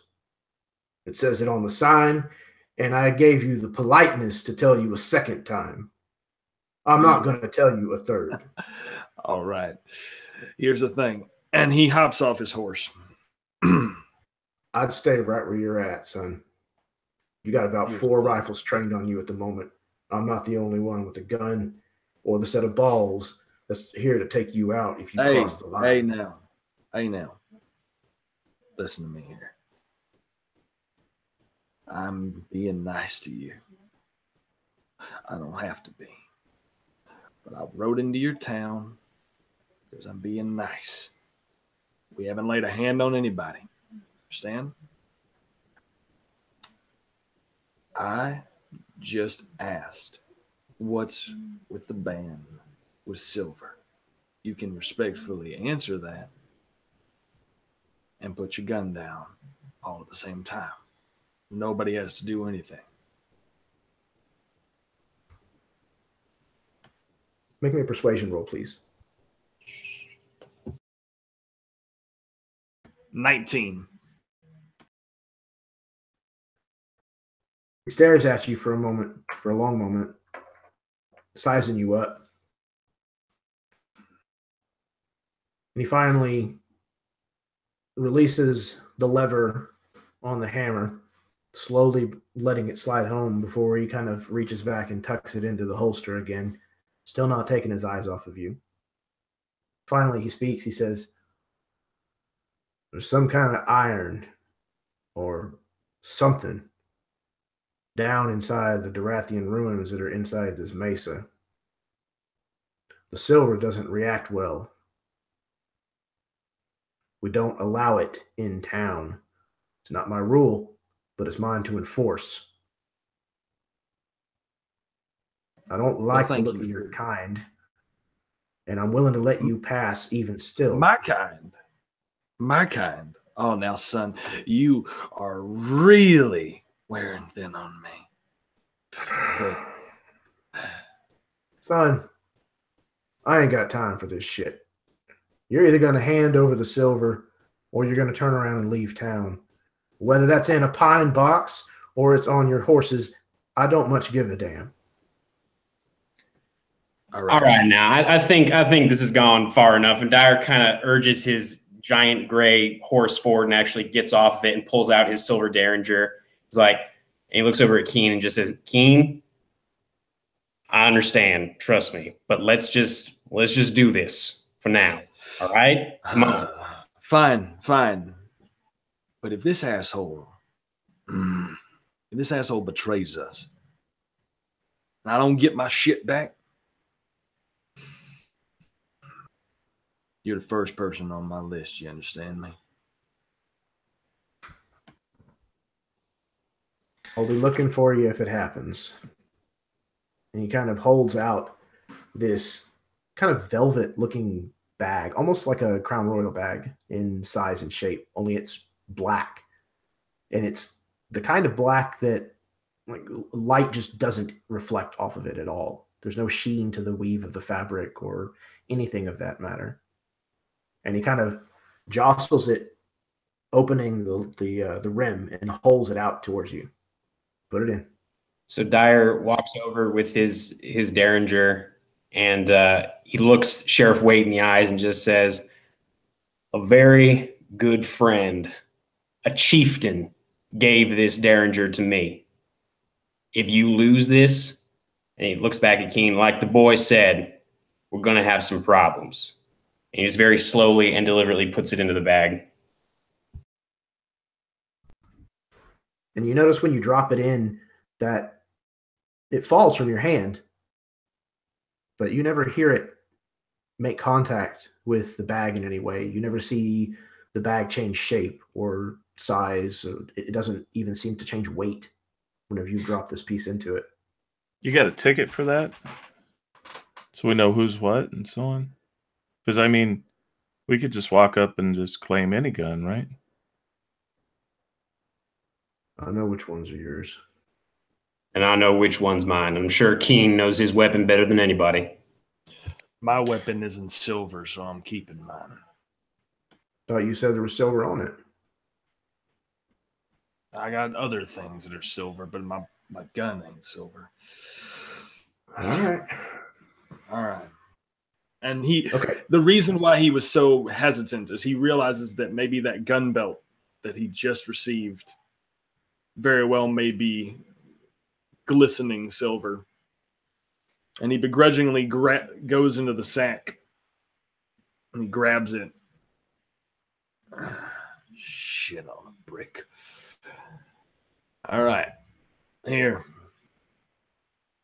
I think that's the only thing I got. Silver. But if I don't get this back, my warning still stays the same. You understand? Yeah. At this point, you can just give it to me in writing. Anybody else? I don't have any silver. Kind of stops and looks in your direction, crossways. You don't have any silver on you at all. You don't got no silver coin. Nope. No silver jewelry. Not one for jewelry. All right. Suit yourself. Okay. So he collects the silver that is presented. Are any of you attempting to keep silver tucked away of any kind? Yeah, when Holy Joe had looked back, he'd taken his coat and kind of put it over his gun when he did so. And when he did so, he basically sent it to the void that it typically resides in. It's just ornamental otherwise on his hip, because it is technically a silver weapon with black ruins on it. And when he turns back, this holster's empty, but his coat was mostly covering it. So do you want a deception check to see if he noticed it? Yeah, give me a deception check, and you can have advantage. Yeah, I think Little Fox would probably have some sort of like silver amulet that she was given from her parents, but it's in her pocket on one of her like little petticoats. So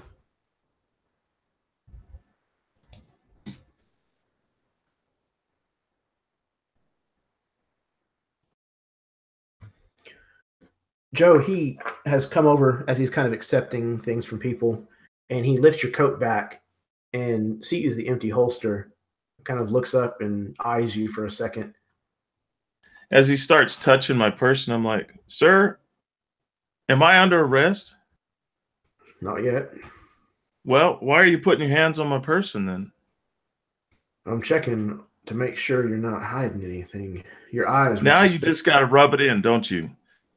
Because I got my fucking gun stolen. You've got to rub it in. See what this is? And he looks around. These fuckers have been rubbing it in for the past 50 miles, and you've got to carry it on. All right. So I'm giving it. You want to? No, you're good. Deception again? Okay. No. I figured it covered it. So he kind of nods. All right. Don't cause any trouble. And he kind of stands to the side and kind of motions for you to ride on.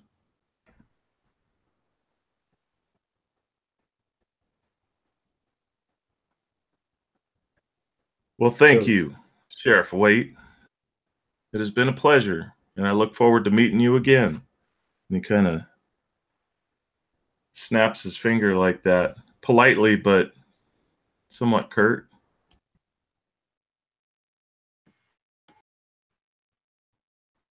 So then to the saloon it is.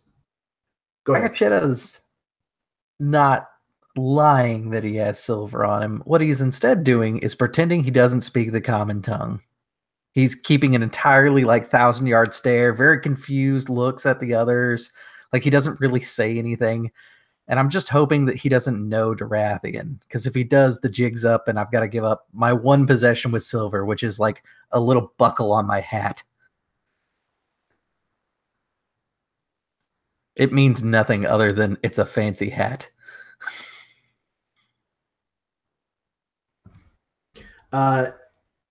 Yeah, or if you're not trying to actively hide it, he looks up at it.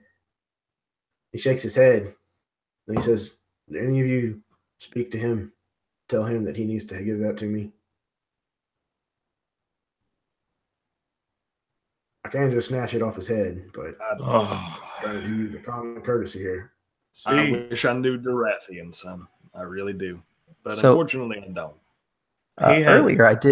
Earlier, I did do a insight check to see if he had 4 other guns trained on me. I'd like to know the answer to that question before the scene goes any further. Oh yeah, I'm sorry, I missed that. Okay, yeah. What did you get here? Oh, 23. Yeah. Okay. Excellent. So, kind of looking about a little, trying to maintain this ruse of just not understanding and looking around, maybe in boredom. You spot at least 2 other guns trained in your direction. You don't see a third and a fourth, but then again, they may just be hidden out of sight entirely. Okay. Yeah, Agachetta just kind of looks to Little Fox with kind of an exchanging like a knowing glance, being like, it's okay, tell me kind of thing. okay, so then yeah, she would just nod and say in Durathian, there's something up and we need to figure it out. Is he like, I saw you looking around, is he Is he serious about those guns? And Akacheta kind of like nods and then looks a little embarrassed, takes off the hat, and then he kind of like hands it forward to the sheriff. And he says the Durathian word for two.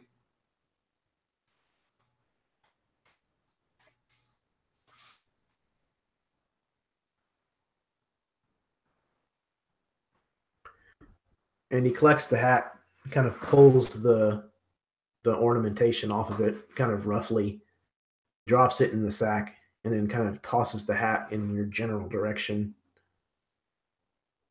All right. Go on with you. There's definitely like a hole in the hat now because it was like stitched into the ribbon and everything. Sheriff, wait. How are we going to find you so we can get our silver back? That Derringer means a lot to me. Try the building that says jail. All right. Whenever you're ready to leave, that's where I'll be, I'm sure. It's all right. I'll read it for you.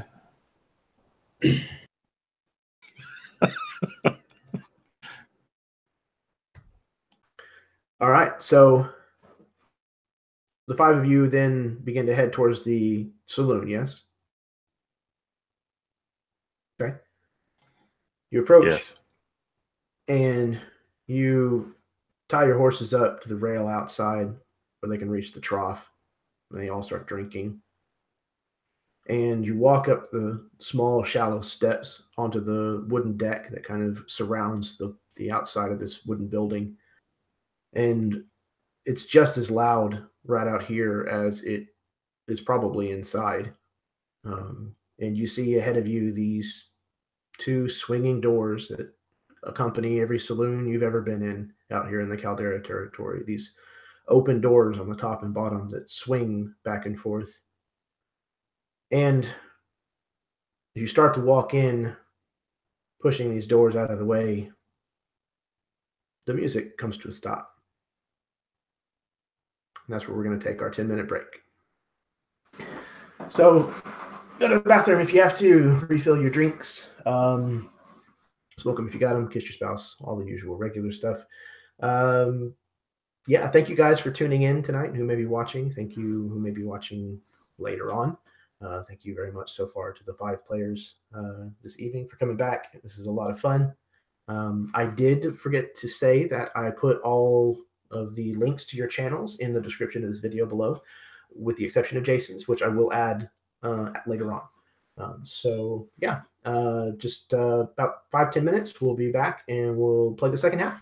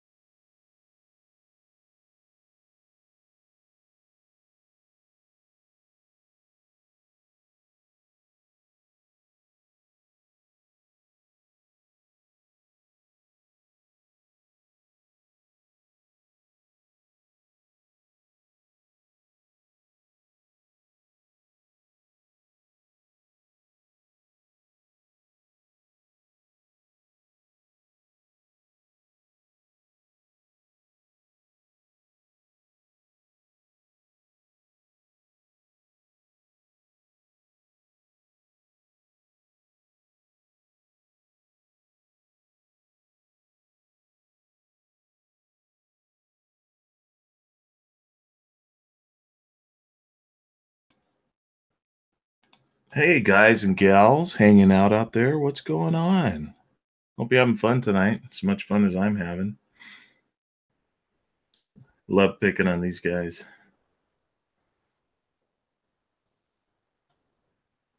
For those that don't know, this game was put together through Absolute Tabletop, the official group on Facebook.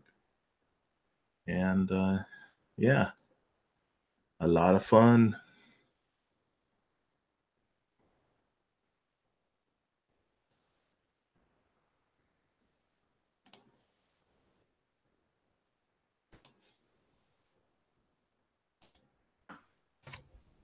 I will second that. Abtab is the bomb. It's filled with a lot of really cool people, like the fantastic people that are cool enough to play in this game. Thank you guys for agreeing to do this, especially a second time.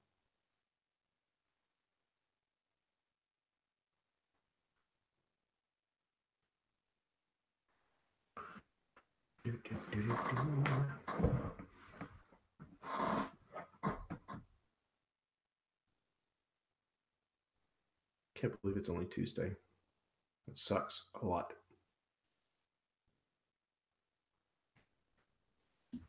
Yeah. What? Ugh. More work left in the week. Yeah. 2 days. But tomorrow's Valentine's Day. Mm-hmm. That's true. Happy Valentine's Day to everybody out there. All you lovers, have a day. Buy lots of expensive shit that they tell you need to have. But no, seriously. Hug somebody. Love on somebody. Well, hopefully they want the hug because you might it should get be accosted. reciprocating. Yeah, there's too much. Well, it's not the right climate for that kind of shit anymore. You can't do that anymore. It's never been okay, but now you're just asking for it. Rightfully so. I got it to fit. Okay, we'll give everybody a little bit of time. We've still got Chadley and Chris. Once they make it back this way, once they mosey back on over here, we can go ahead and get started. I apologize for the dickhead sheriff. Sorry. It's just kind of, some of the people in this game are just like that. It wouldn't be a Western without a dickhead sheriff. That's true. Either dickhead or inept. Those are the two cliches you have the choice of.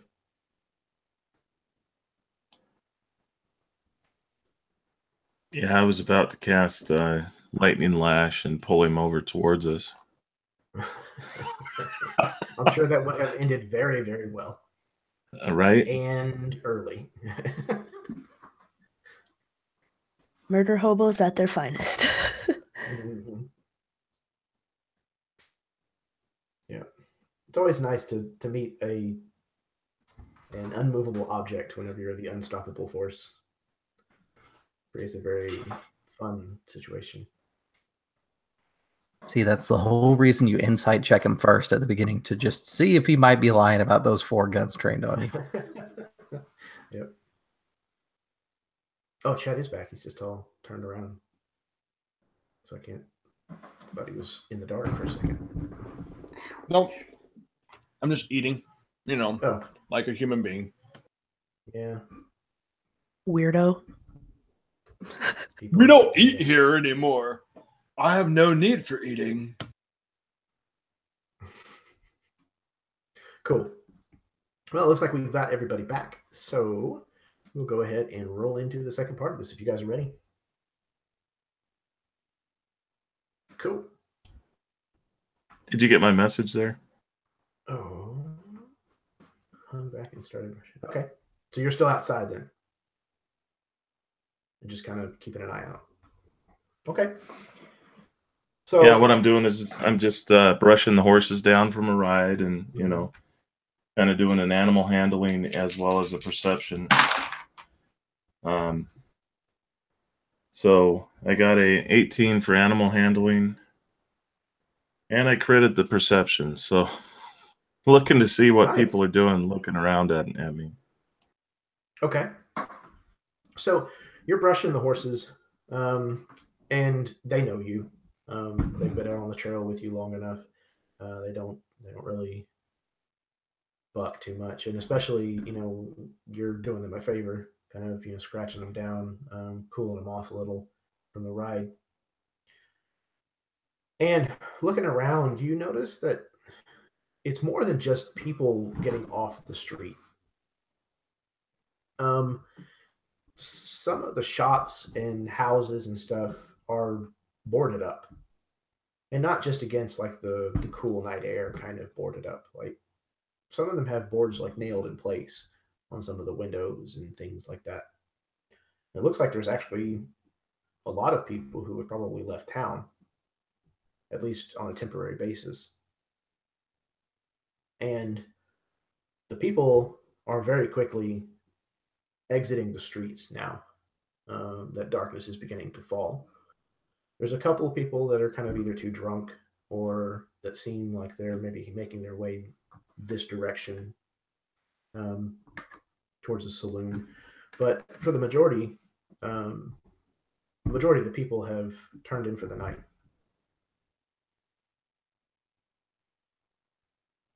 So as the four of you push open the doors to this saloon and walk in, the lively piano music stops, and the conversation and laughter kind of quickly dies down afterwards.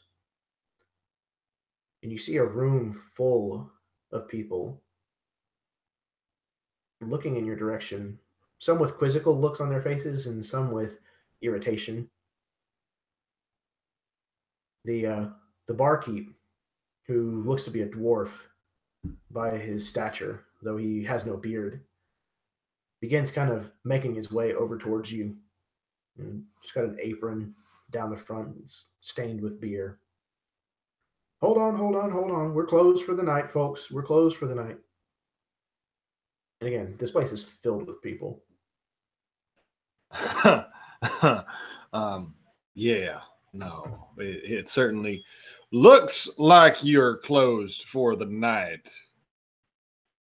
And that is the most amazing, warmest welcome I've ever felt in my life. Sure, certainly, I apologize, but this is a private party. Mm-hmm. And he kind of looks nervously at a man who has kind of slowly stood up from one of the nearby tables. And this man is very well dressed. He stands up and kind of tips his hat towards all of you. And he says, No, Warner. They can stay. It's all right. And the dwarf kind of nods nervously in this man's direction. As you say, Mr. Caldwell, as you say. Okay, and he kind of skitters away. This man's just kind of standing across the room staring at all of you. Got a cigar in his mouth, kind of a thin cigar. Well, why don't you folks come on in and have a seat? I ain't going to bite you. The room kind of laughs at this.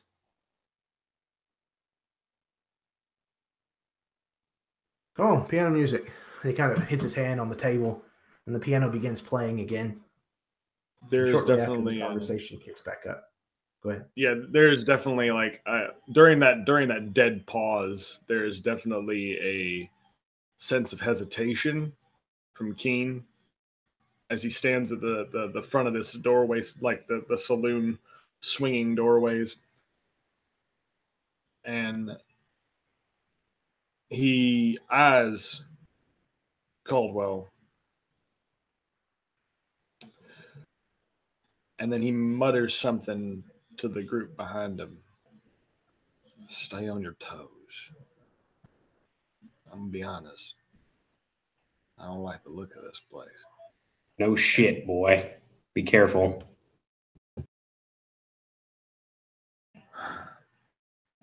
Yes, sir, of course. Absolutely. We will be glad to take a seat. And he tips his hat toward Caldwell, and they sort of meander into the masses and find a seat amongst the many tables.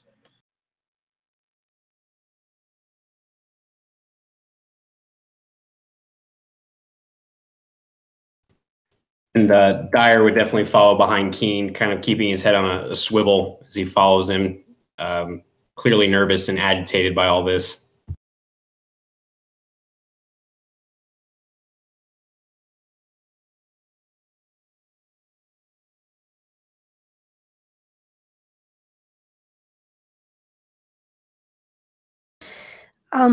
Little Fox would just be kind of like looking at the people who are seated and just trying to get a read on them. Is there anything that's odd or significant that they share or something like that? If I can see, if they're all, I know all of them are carrying, but like to the extent, if they look like they're, very well armed, or just basically trying to get a read. Okay. Did you need me to roll some kind of insight? Yeah, if you would, please. Okay. I would say either investigation or maybe perception. Okay, yeah, I'll do perception. Okay. I got a 26. All right. So you notice that these people, I'm going to try something here and hopefully it works. These people are definitely a rough bunch, and they are armed. Many of them with shotguns. Several of them have revolvers, and they're all they're just rough people. They don't look like they've seen a razor very often, and they're a rowdy bunch. Several of them have stains on their clothes, but they're having a fantastic night, it seems. And they are very jovial.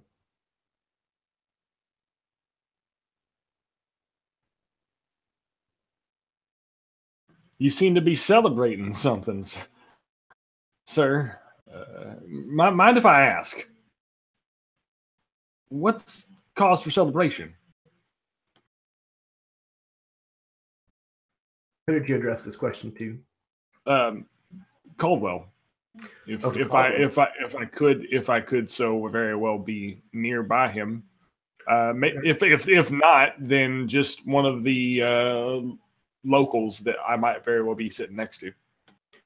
Yeah, you've noticed that Caldwell has gone back to his game. It looks like they're playing some form of poker. And he's kind of in the center of the room. And surrounded almost by these people. He almost barely has a moment to himself between people coming over to him and talking to him, congratulating him.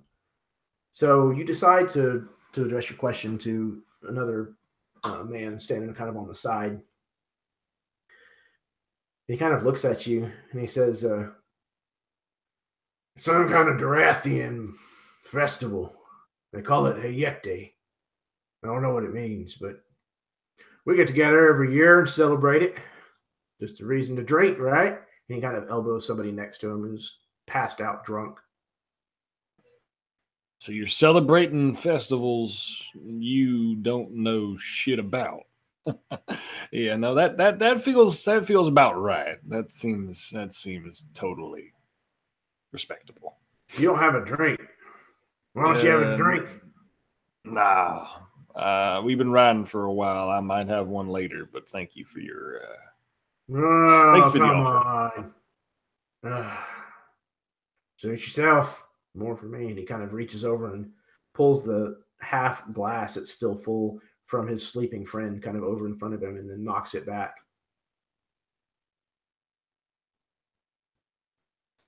Ed has spent most of his time with Durathian people. Does the name sound familiar of the festivity? Yeah, it does.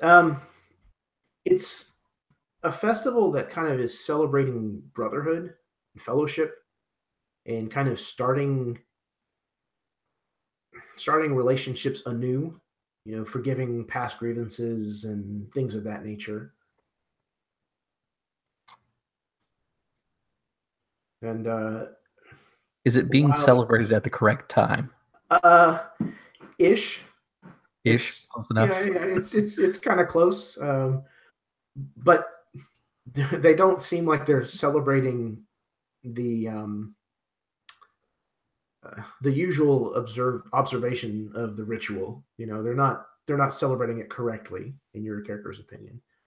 It does certainly look like an excuse to just drink and carouse. Yeah, I think Akacheta kind of looks to Little Fox like, and kind of for a second, like he kind of questions, did I miss it? And he kind of thinks about like what day it is, what month it is, and kind of thinking about things. And he just kind of shakes his head and is hoping that maybe she understands that this is slightly off. Like it's close, but it's a little off. Yeah, I think that Little Fox is kind of mirroring the look that Akacheta is giving her. Just this kind of like, well, that's odd. Especially since, you know, the townspeople seem so welcoming of Durathians. Why would they be celebrating a Durathian holiday? You actually notice that there are a few Durathians here in the room. Oh. And one of which is Russ Stormgaze.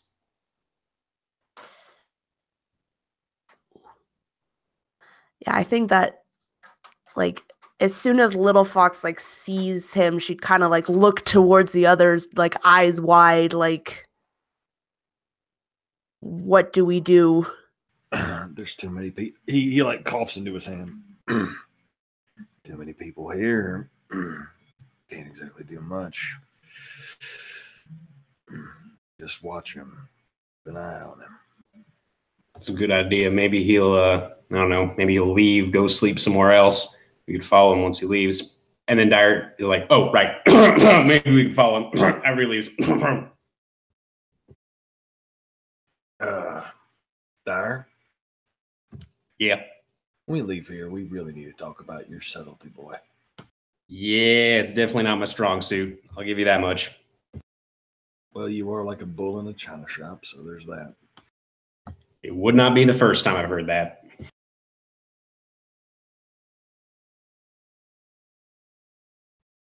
Everyone, if you would please, roll perception rolls.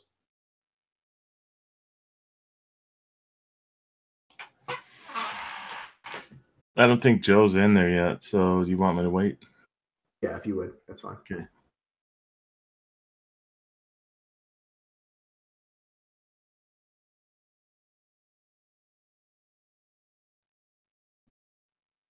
Okay, I got a 14, 3, 13, and a 19. Okay. So, Akisheta, Little Fox, and King, the three of you notice that after this small exchange between King and Stone, that there's somebody that was sitting nearby who had kind of gone rigid a little bit. He's way too far away to have heard you, but shortly after you're done with that dialogue, he gets up and makes his way towards Russ Stormgaze. If Little Fox sees this and she's going to, like, kind of rush up to him and would just kind of, like, put her hands on his shoulders, just like, and give him like a smile and just where do you think you're going? But just in the most innocent way that she can manage. The man that you stopped kind of winces a little bit as you reach out and touch him, and he whirls around on you almost as if you had insulted him. He is an Easterner. From the look of him, probably an Anglar, which are the people who kind of won the war back east. And he has the look and air of a nobleman to him, which is really strange because he's in amongst this other group of people, and he doesn't seem, other than his attire, he doesn't seem that out of place, really. And he says, "Excuse me, can I help you?" Actually, yes, you can.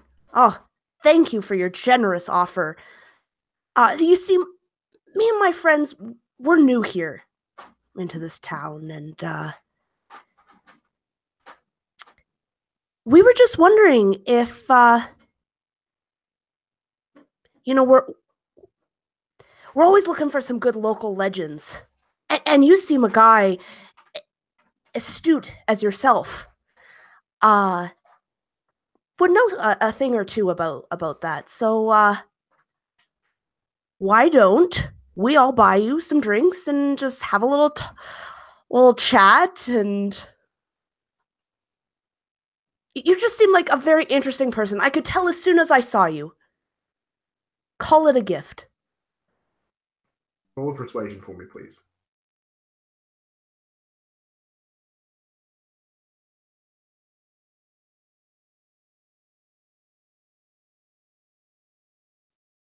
I got a 16. Roll a 1. So he kind of stops for a moment, kind of leans away from you, looking down his nose. And then you can see the color kind of rise in his cheeks a little. And he kind of says, "Well, if you insist. It's been a while since a lady has offered to buy me a drink. Why not?" And he kind of gives a wry smile and turns from his task and follows you back to your table. Yeah, and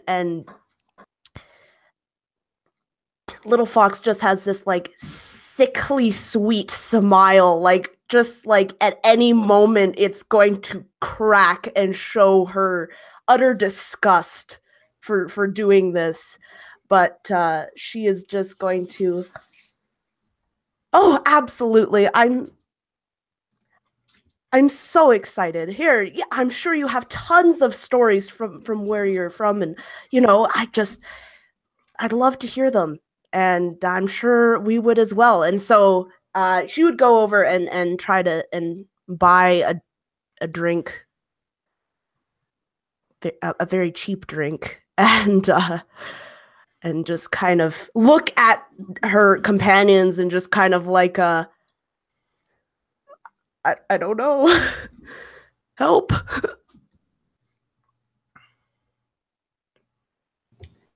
So I think once Little Fox starts to kind of guide this man back towards an empty table, I think Dyer would kind of like give her a thumbs up, like, that was a great idea. And then he's going to try and find a good vantage point to just keep an eye on Russ Stormgaze. So not necessarily following the other 3 or the other 4 with the nobleman, but just kind of finding a good vantage point to just kind of keep on lookout, since he's not exactly inconspicuous as it is.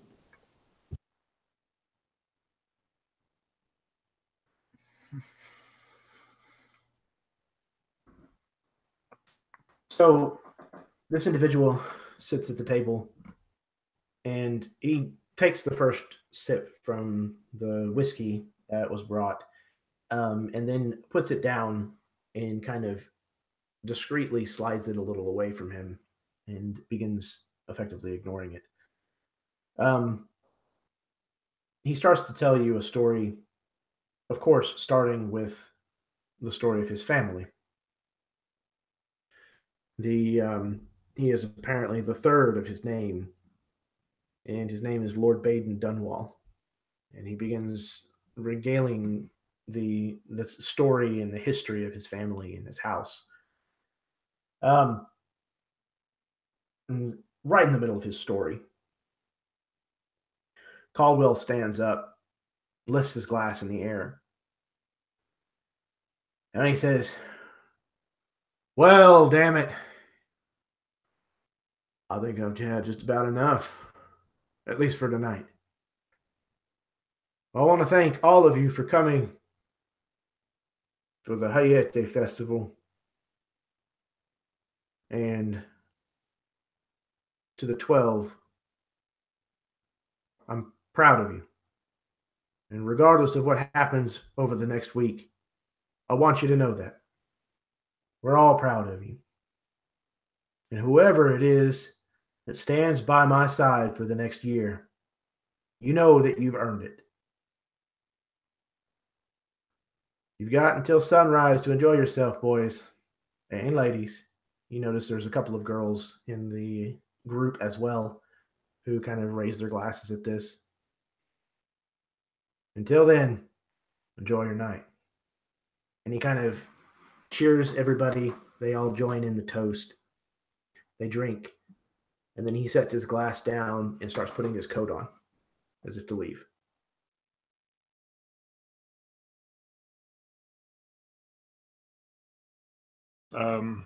I think that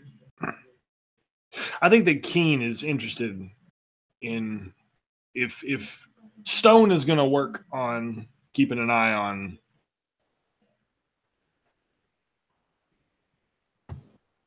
our target. Yeah. Right. Yep. I think that I'm going to try and keep my eye on Caldwell. And, sir, Mr. Caldwell, sir. He kind of stops partway out the door. He kind of turns and looks. He kind of reaches up and removes the stub of a cigar that's still there. "Yes, sir. What can I do for you?" Yeah, I didn't get to introduce myself to you formally. My name is Colton Dustblood. It's nice to meet you, sir. Someone of your stature, having so many, I guess you would call these friends. Yeah. You are it seems to be a very well-known man in this town. I'd like to know a little bit more about the Scattergun Flats, especially if you could, what your purpose in this town is. Are you a mayor? Some sort of leader? Am I a mayor? No, sir. No, sir, I'm not the mayor. The mayor's a good friend of mine. And he says this with very heavy innuendo. Uh-huh. And I sheriff, assume, too. Yeah. I own the Sea Bar Ranch outside of town on the north side. The Sea Bar? Yes, sir. I'm a cattle baron. Well, I'm a cattleman. He kind of says, almost in like mock humility. Yes, I have a lot of friends. It's good to have friends. Don't you agree? And he kind of eyes your entire table. I do agree, sir. Yes, indeed. It is nice to have friends.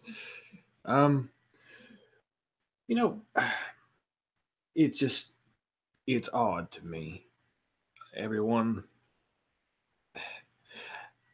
the town seems rather dead. I mean, outside of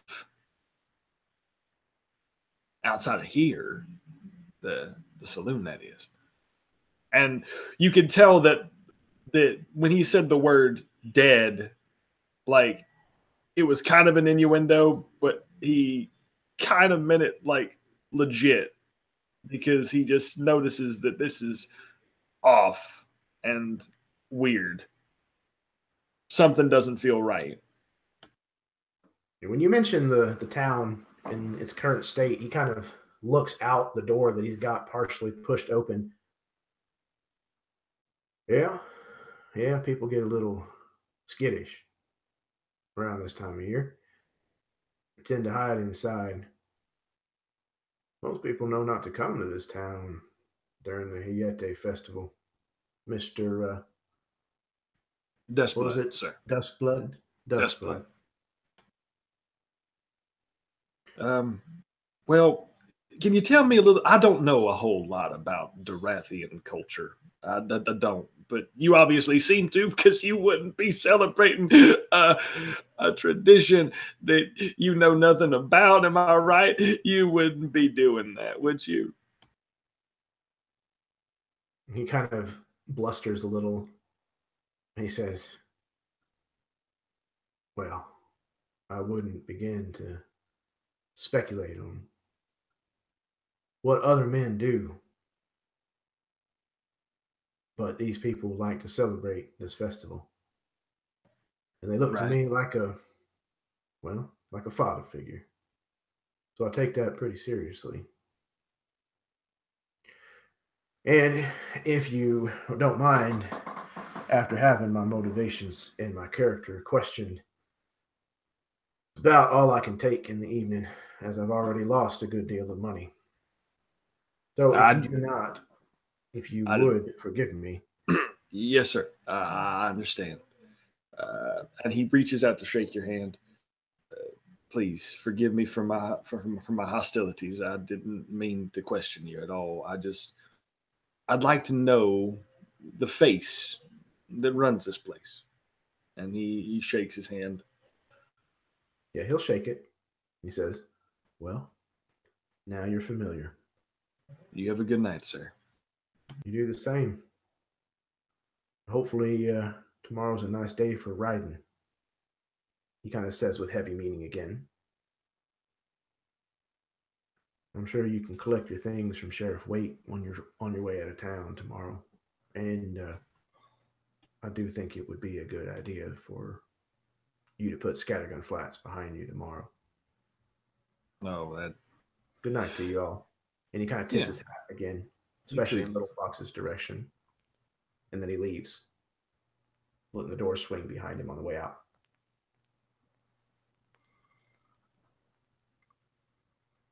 I think King goes back to the table.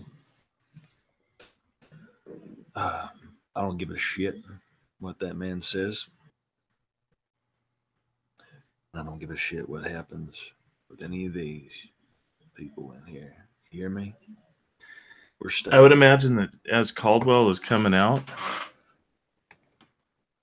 Solomon has been pacing out in front, trying to muster the courage because he's starting to sweat. And just as Caldwell is coming out, he's looking down, but he's trying to concentrate to get his muster up because he's been fighting the urge to drink for a long time. And he probably bumps headlong into Caldwell as he's walking through the door. So I don't know if he bowls him over or not. Sorry, Chad. I talked right over you, didn't I? Oh, no, that's fine. Don't worry about it. I'm sorry, man. So Joe kind of bowls into Caldwell. And Joe, if you would please, make me a dexterity saving throw.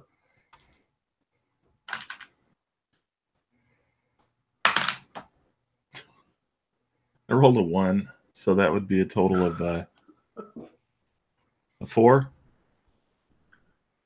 Okay, so you go to kind of give a little juice behind this shoulder check that you're going to give this guy, and you bounce off of him. You find that he's incredibly stout, even though he doesn't really look to have that kind of a build. And you fall down onto the deck, and he kind of looks down at you and with a little bit of surprise. Excuse me. And he kind of reaches down and extends a hand towards you. My apologies, sir. My apologies. And he starts to stand up and he starts dusting off Mr. Caldwell, almost uncomfortably, but not, like he's patting him down. All right, that's enough of that. Keep your hands to yourself, if you would, please. I'm just, my apologies, and I didn't mean to bump into you like that. It's just, well, it's been a while since I've been in a saloon, so I just mustering courage, and my apologies. He reaches inside of his vest, like at the breast pocket area, and he pulls out a single gold eagle, a gold piece, and he says, "Why don't you have yourself a bath on me?" He kind of puts it in your hand. Yeah, I guess I do kind of smell like horse piss. Thank you. Where might I get one of them? Well, he kind of looks over his shoulder at the inn behind him, the saloon. You could always try the laundry house down the way. They're closed for the night. Well, he kind of thumbs back behind him.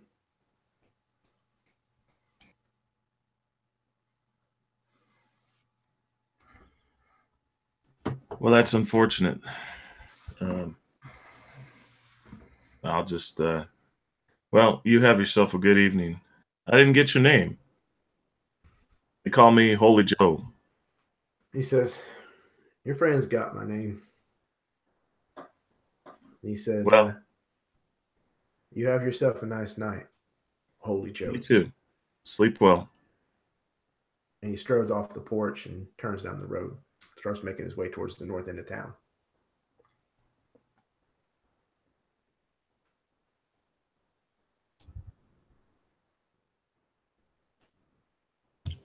Has Russ done anything during this whole event? He hadn't really taken notice of you guys overly much before, but after the exchange with Caldwell, he's definitely kind of been eyeing you guys. He hasn't really done anything. He hasn't gotten up from his seat or anything like that, though.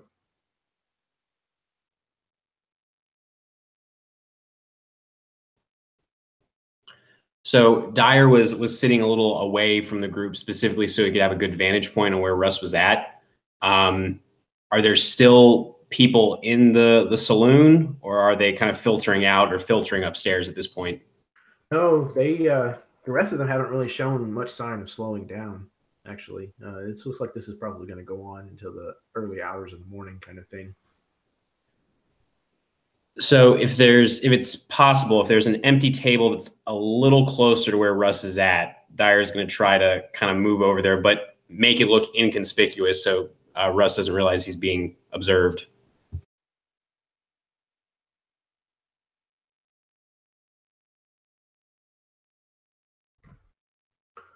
Was there anything else that anybody was trying to accomplish throughout the course of the evening before the next day would happen?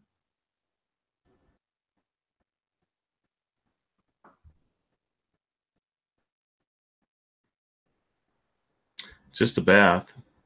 This freaking Dyer's horse pissed on me.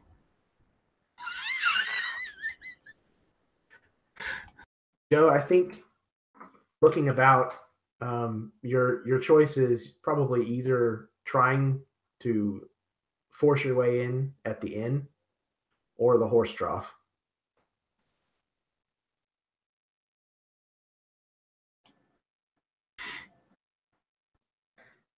Is Mr.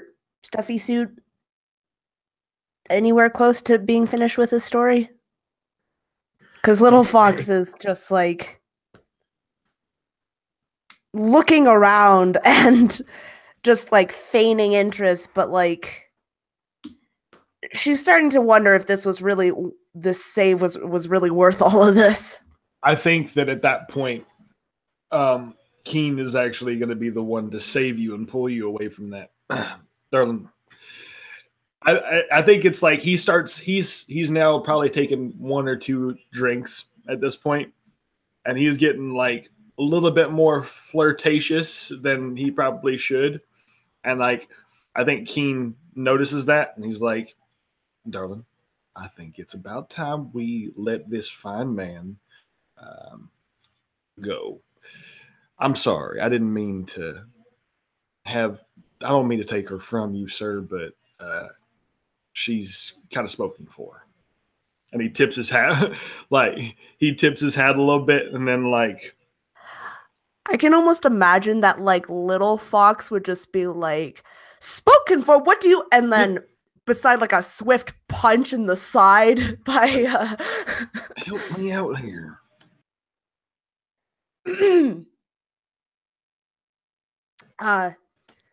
Yes. Darling. Yeah, that. and The I old think man like has continued his story, just kind of waving and then turning and continuing the story to somebody else who's sitting nearby.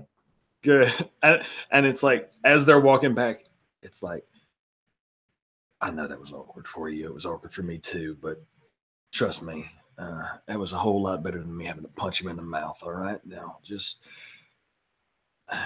look. I don't trust that Caldwell more than I can throw him, and I don't really know about this Russ character neither. This place feels odd, don't it? Yeah, the person he turns to continue the story is Akacheta, who's the only one left at the table, leaned in, listening to the story intently. Once the story finally kind of finishes its rambling end, he says, Caldwell spoke about the 12. You know any good stories about that? And he kind of waves another drink over. Okay. Give me a persuasion, and you can have advantage on it. That's good. I'm not very persuasive. Okay. It comes out to a 15. Okay. So with a little bit of help from the whiskey, it plies him a bit, and he kind of looks at you long for a moment, kind of narrowing his eyes at you. He says, "I'm one of the 12. I'll have you know. There are 11 others besides me. We are the best of the best." And he kind of toasts, just to the air before he starts drinking again. Yeah, and being a good host, Akacheta kind of mimics the toast as well, and he's doing the tell me more, kind of trying to get anything more out of him besides there are 12 of them, like the best at what, that sort of thing. He says, I was April. April of this past year was my month. I won April. All of us have a month, you see. That's where the 12 comes from. We're the best of this family. And he kind of looks around and kind of gestures to the crowd at large. This is not all of us, mind you, but these are the ones that could make it to Hayete. He kind of says it with a very foreign tongue. He says, and this year it will be me. I will be the one who gets the chance. And at that moment, a woman nearby, one of the other people who has been here all evening long, stands up and begins shouting at one of the men who was nearby. It seems like maybe, he made a pass at her, something to that effect. She screams at him that he's a no good son of a bitch. She reaches down and pulls out a revolver and she shoots the man in the chest. He falls over backwards in his chair, the chair legs and the back kind of shattering underneath his weight. And he splays out, and the room kind of goes quiet for a minute. And then everyone erupts in laughter, slamming their fists on the table and just brawling with laughter.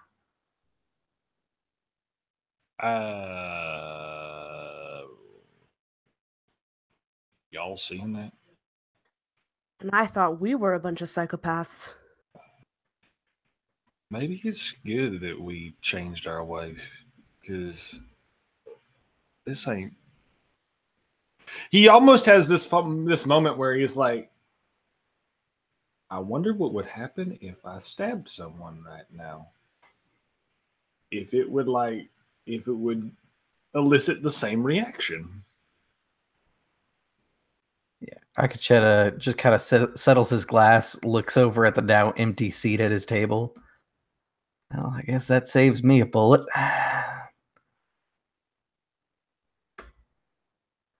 I think I'm done here. And he kind of picks up his glass to move over to the other table that everybody else has migrated away to.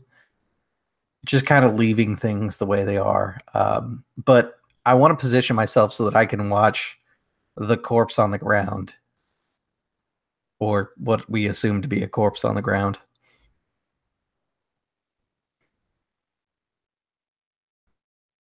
After a moment, two other individuals kind of come over and grab a hold of this man's body, somewhat roughly, and carry him towards the back door. And then they just kind of chunk him out in the street, close the door behind him.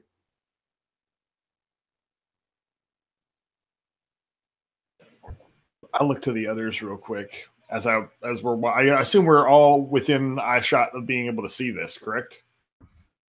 Oh yeah, absolutely. I mean, there's times when you can't see all of it just because of how many people are in the room. But right. But I imagine we're all being able to see this. Look, these people are unnaturally cold. Like, I've killed people before, but I ain't never had a room full of people laugh at me killing somebody. Everybody, if you would please make perception rolls. And Stone, you have advantage. So that's going to be a natural 20.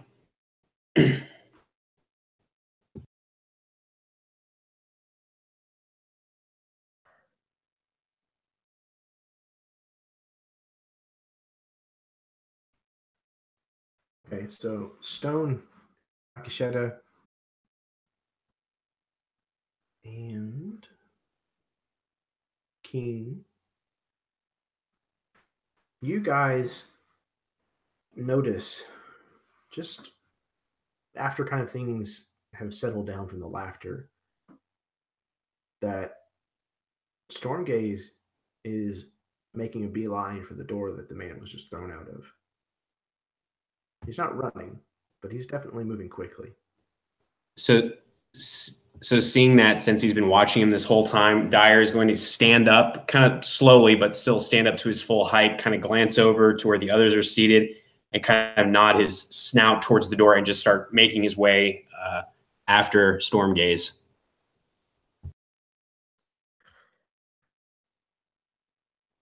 I think Little Fox would just kind of say to everyone else, I'm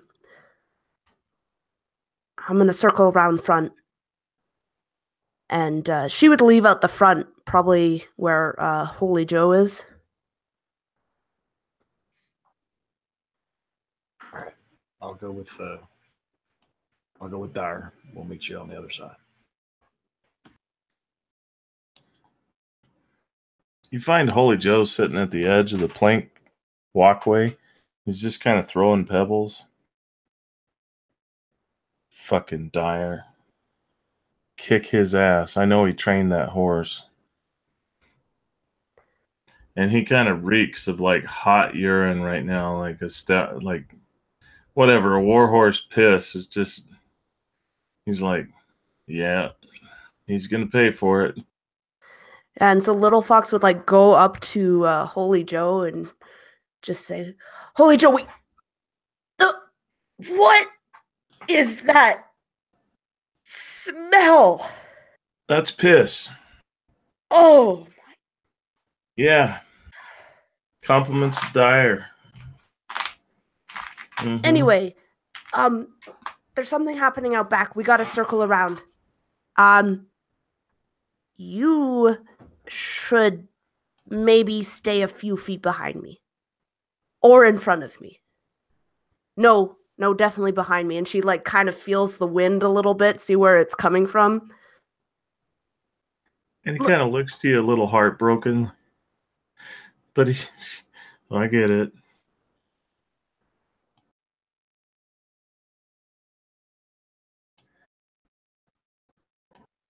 Right. And where is Akisheta in all of this? Staying in the bar for now. Okay. He's going to stay put.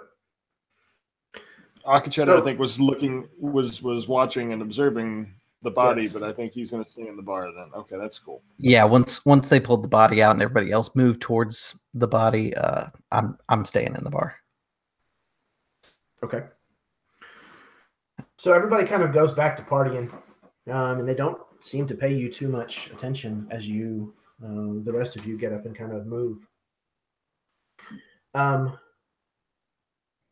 Holy Joe and Little Fox, would both of you please give me perception checks, this time at disadvantage?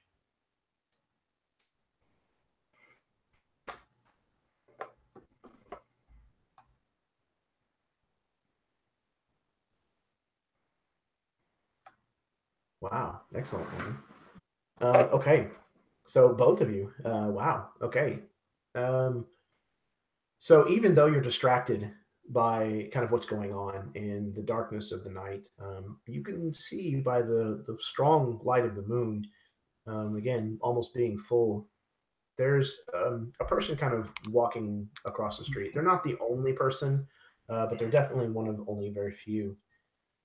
And Little Fox, you are almost 100% certain that it was the Native American woman that your group just killed out of mercy not that long ago.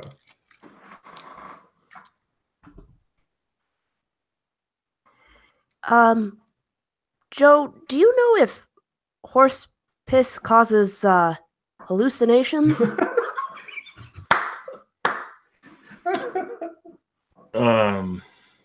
Not that I'm aware of. I've heard that it turns some ladies on, but I don't feel that way about you, dear. No, shut up. Maybe when we first met, but Wait. No, shut up. Okay, so disregard that. There's that woman, that the woman that we killed. Wait, what? The over there, and she like just like grabs his head and just like puts it in the direction of where this woman is.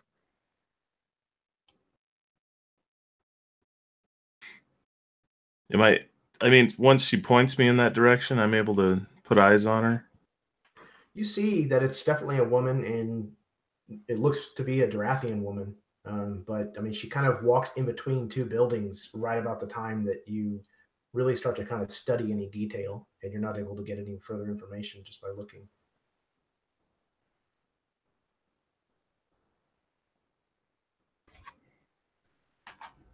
I don't know what you're talking about. You're no help. And she would just start booking it towards the woman. Or where she's gone. Okay, so Little Fox is not rounding the corner of the building.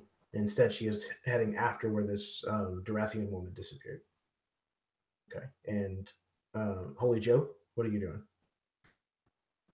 For a second, he looks down again at his horse-pissed self and thinks, like again, takes a look at the horse trough and then just shakes his head and starts going after her as quietly as possible. So, yeah, he's running stealth at disadvantage. Okay, sure. 12 plus 6, so 18. Okay, yeah. Even with the running on the boards and, being in a little bit of a hurry, you managed to do it fairly quietly. Stick to the shadows and things of that nature. He's softened by a certain wetness. So the two of you who have headed out the back door, you do so some distance back from Rust Stormgaze, but not too far. Probably, a minute, maybe. It takes you to cross the room, get through the crowd. And when you come out the back, you think you might see an individual that looked like him duck around a nearby barn, heading towards the north side of town.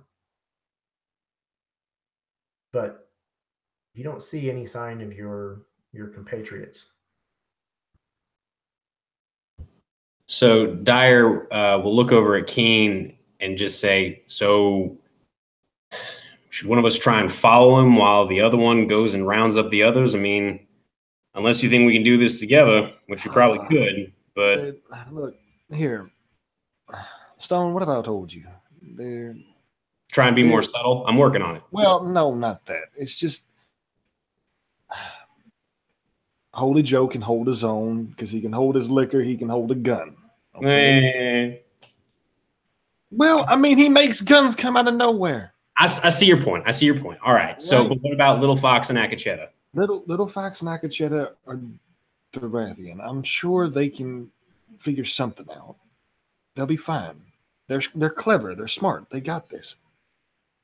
Well, I'm saying, though, should we try and get them before we go after this fool, or should we just go after? Well, Akacheta would probably be better at tracking this asshole than I would be. But we don't want to lose sight of it. No. Shit. Look. Tell you what. You can see in the dark, right? I can barely see shit out here. Why don't you try and tail him, and I'll go see if I can round up the others. At least send them your way. I know where you're at. You're heading towards the barn, I think. And he kind of squints his gray eyes. He's like, I think he's over there by the barn, but I'll send him your way. How's that? That sounds fair. Y'all meet me over by the barn. All right. And Dyer kind of claps Keen on the shoulder and says, it's good working like this together again, boy. And he starts to move away. It feels good too. Get as many people as you can. Last thing we need is to have another fuck up. You got it. And Dyer's going to try, and not trying to be quiet at all, just kind of start running as fast as he can back to the front of the building to see if he can catch up with Holy Joe and Akacheta and Little Fox. So Stone kind of rounds the corner, and as just about the time that he gets in between the saloon and the building next to it, he sees Holy Joe run past between the two buildings and gets a waft of this horrible odor. And about the time that he comes out into the main street from the front of the buildings, he kind of sees that Holy Joe and Little Fox have gone down and turned around a building, blocks down away from where the barn was that you left King to investigate. So I think what Dyer's going to try to do, seeing them kind of disappear, first, upon smelling the horse piss on Holy Joe, he kind of looks over at his large gray mountain horse and says, "That's a good boy, Clyde. That's a damn good boy." And then he's going to stick two of his fingers into his mouth, and he's going to whistle this very distinctive trilling whistle. It sounds kind of like a night bird, but anybody with half a brain would realize it's probably not a night bird. And it's a signal that the Deadwood Drifters have used in the past to sort of get everyone together to come towards the source of the whistle and maybe see if they can hear that. Probably because that's the only whistle that a bull's mouth can actually concoct. Basically.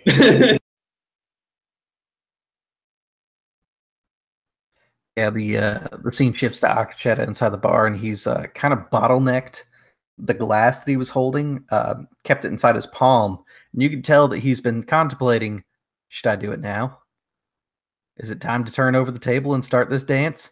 And then he hears the whistle, and he goes, nope, I guess it went fine. Puts his glass down, gets up, and starts walking out, grabs his hat with the hole in it off the rack, but the hole has managed to go into one of the hooks, and it just tears the felt hat completely open. And he just looks at it, tosses it on the floor, shakes his head, and stops outside.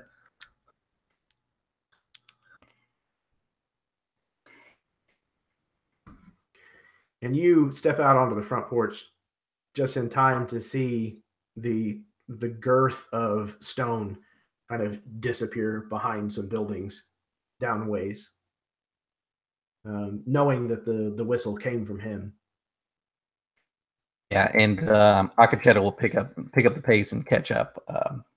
I should move a little faster than most of them. I have 40-foot speed, so. Okay. Yeah, absolutely. You'll catch up to them very, very quickly. As soon as he catches up, Dyer would kind of skid to a stop and say, Akacheta, look, head back to the saloon. Go around the back. There's a barn. Keen's tracking Russ Stormgaze back there, but he needs help. I'll try and catch Holy Joe and Little Fox unless you think you can do it faster. I just don't want that boy to be alone. You know how he gets. Akacheta just nods, and he switches directions to head back to the barn then. All right. And Dyer again sticks his fingers in his mouth and whistles a second time, trying to get Holy Joe and Little Fox's attention if possible. And we cut over to where Keen is approaching this barn. It's kind of this old, weathered place where the wood has kind of turned that grayish color. But it looks like somebody has been trying to keep up with at least some of the siding. You can see that it's had a fresh coat of paint, maybe last year, give or take. And as you kind of approach this barn, you kind of hear the soft whinnying of horses inside.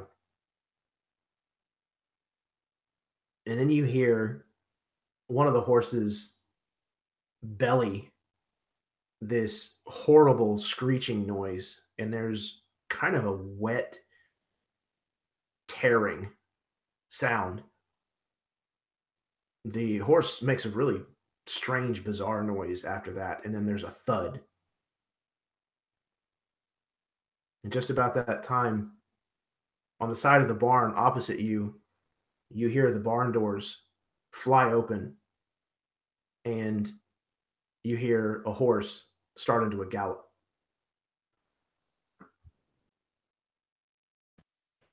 Shit, no, not today. God damn it. Me with my horse. Shit.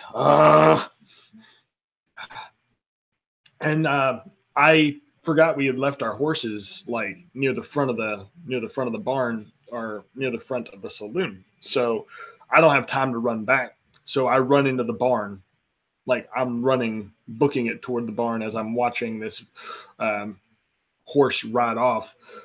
Do I see anything on the back of the? Do I see something on the back of the horse? What do I see on the back of the horse as it rides out? Is it just the horse by itself, or? Well, before you get there, roll me a strength check if you would, please.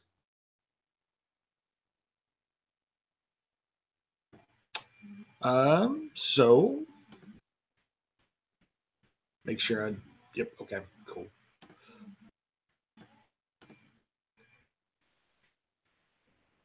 Okay.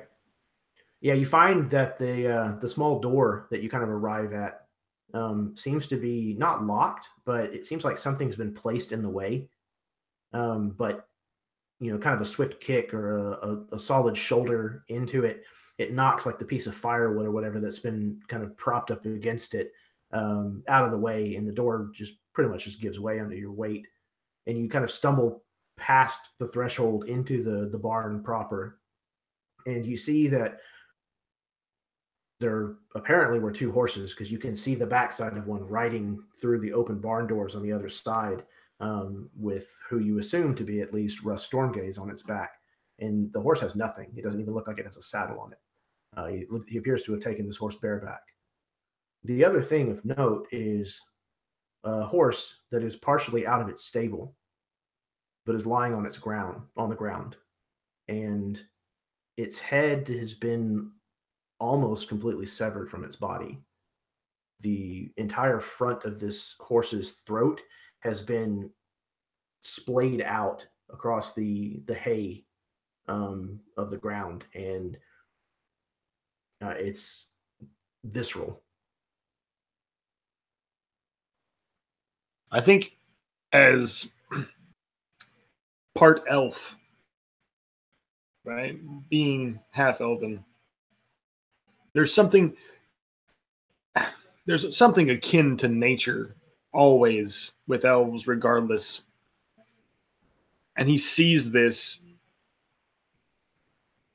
and it's like heat just begins to furrow up on the tips of his ears. This anger begins to bellow up and build up. And he sort of kneels down next to the horse. You know, I told myself I was going to go on the straight and narrow. I told myself that I told that nice lady I was going to go be the light. Be something special. He like pulls the pin on his hunting rifle.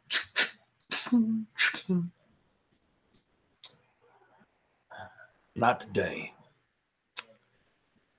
I got to go see a man about a goddamn horse.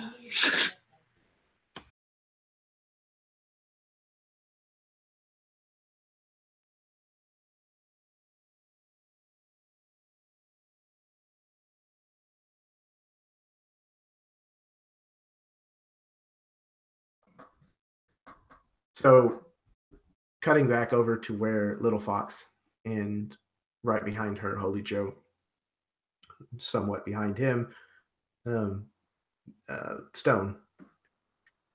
You have rounded a corner and found yourself between the laundry and a tobacco shop. And you kind of round the corner and realize that on the back side of it, across the back of the buildings, there's actually a wooden fence built.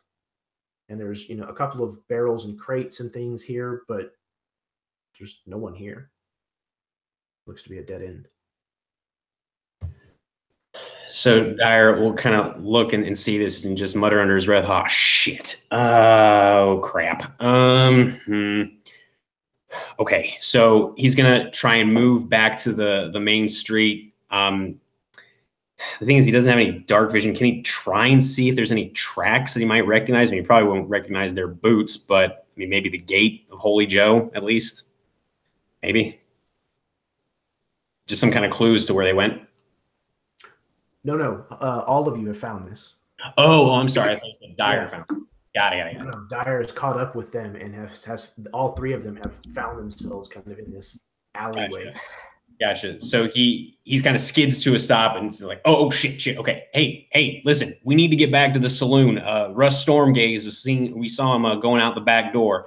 I sent Akacheta that way, but Keen is out there by himself. We need to back him up. Also, what the hell are you 2 doing over here? And I look at Little Fox and I say, "We're chasing ghosts." And I turn around and I cold cock him in the mouth.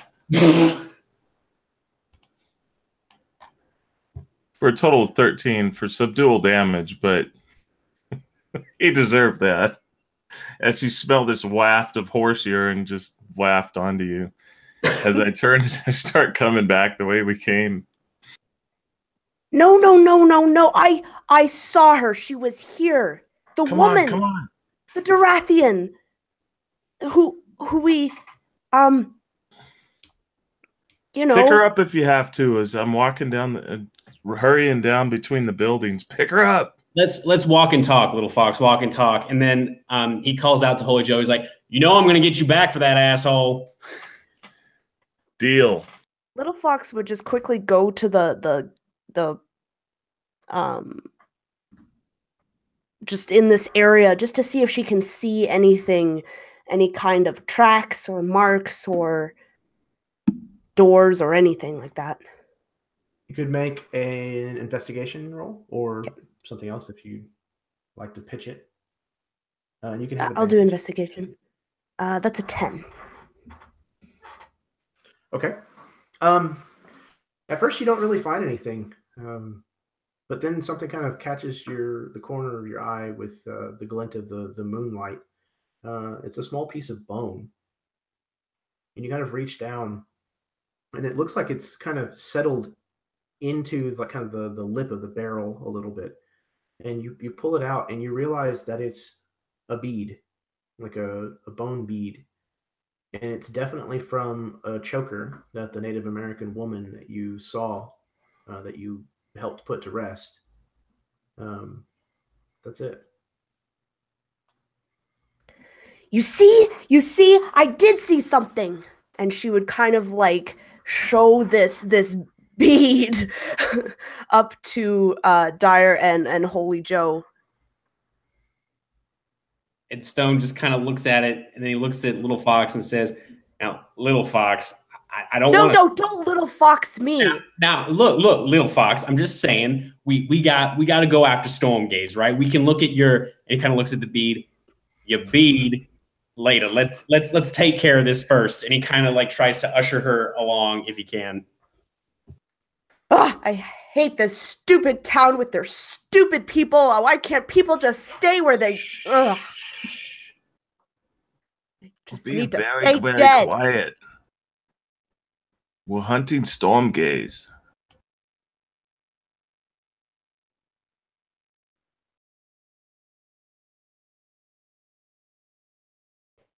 Come on, you two.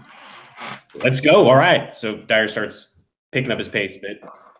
So we cut to where. Okay, go ahead. She just is going to make sure that she pockets this bead really securely. Okay. Sure.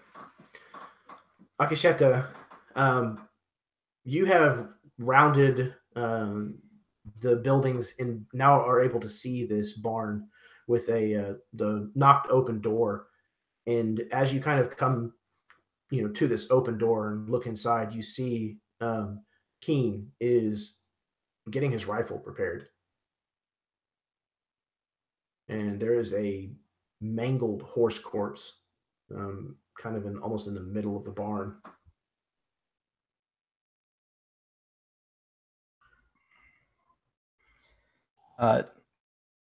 Akacheta will kind of look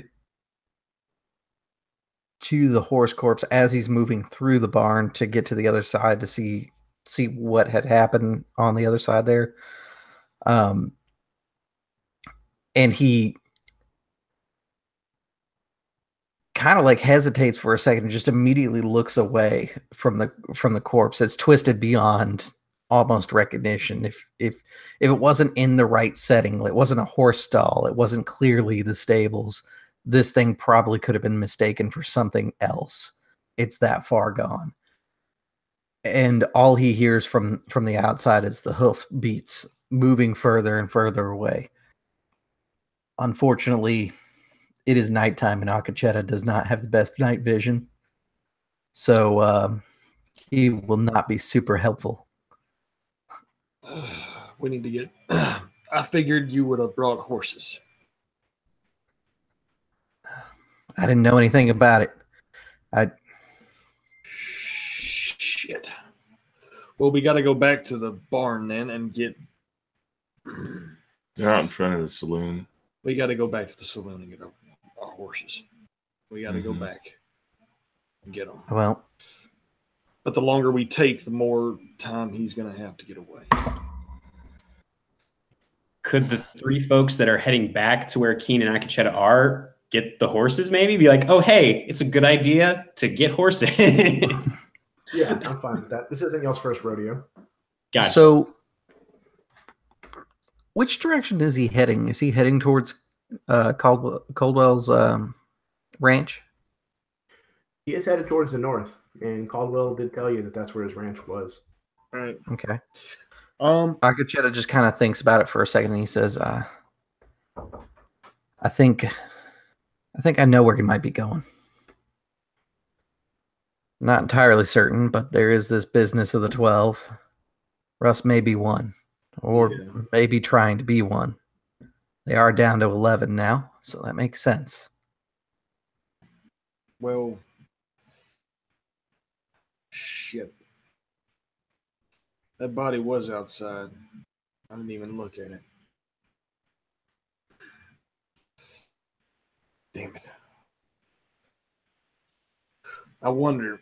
They 12. What the hell? Everybody gets a month. The hell, man. It makes no sense. Why everybody gets a month? And apparently they're all family. What the hell does that mean? I'm not sure. Durathians, we have tribes. Most are derived of family units, but there are bigger ones that are multiple families wide. So I don't think it has any connection to that. while we're waiting for the horses, while we're sitting here waiting, I think Keen is going to sit down and look down at the body of the horse. I want to get any information I can on how this Durathian could have possibly done this much damage. And I look at Akacheta like, is this normal Durathian to like, I mean, this thing right here? Usually you're barehanded and bare fists. Like, this does not, to me, look normal. Akacheta kind of smiles. He says, no, I'm a little unique. Most use axes and bows and tools, really. Nothing to do with that. And he won't even look towards the corpse of the horse. And we wouldn't leave it behind like that. It's too much wasted meat, wasted bone, organs, everything. Well, then our storm gaze is a damn asshole. First and foremost. Second, I think I'm going to look to see if there's anything around here that will tell me what we're dealing with in Russ Stormgaze. And I don't know what you need me to roll, Jeremy, but I'd like to get any more information on this dude if I can, based on what he's left us here in this barn. Sure. Go ahead and roll a medicine or nature. I guess would probably be the checks that I could think of. Okay, cool. Medicine or nature. Here we go. Whichever you choose. All right. I'll go with nature. I don't have anything in it, but I got a 16, so that worked out. Yeah. Okay. You've seen animal attacks before. You've probably even seen animal attacks on horses before. This looks like an animal attack. This looks like it was torn out with teeth, claws, something like that. It was rended from this animal's body. Right. Okay. But I mean, like the closest thing that you could compare it to would be a bear.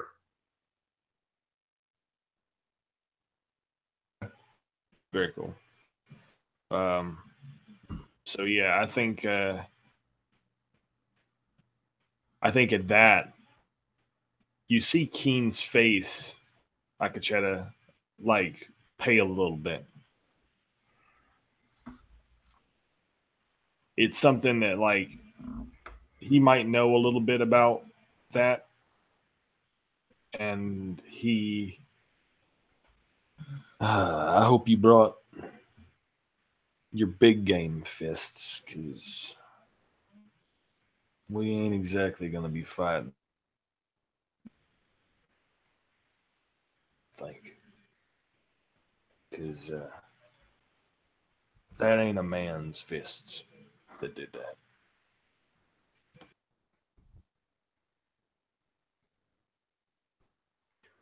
About that time, you hear the pounding of hooves riding up to the barn in multitude as your compatriots ride up with your horses.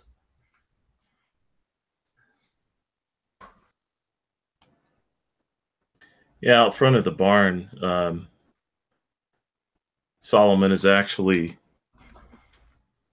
after all of the stress of standing in front of the saloon and everything that followed that, he finally realized that, oh, I have prestidigitation.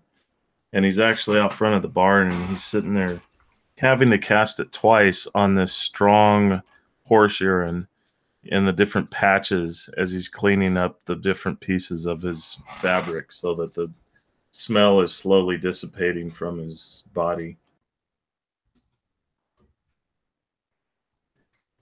So Dyer, who's already mounted on his large gray horse, sees Keen and Akacheta and is just like, hey, we got horses. Which way do you go? Come on, we need to get moving.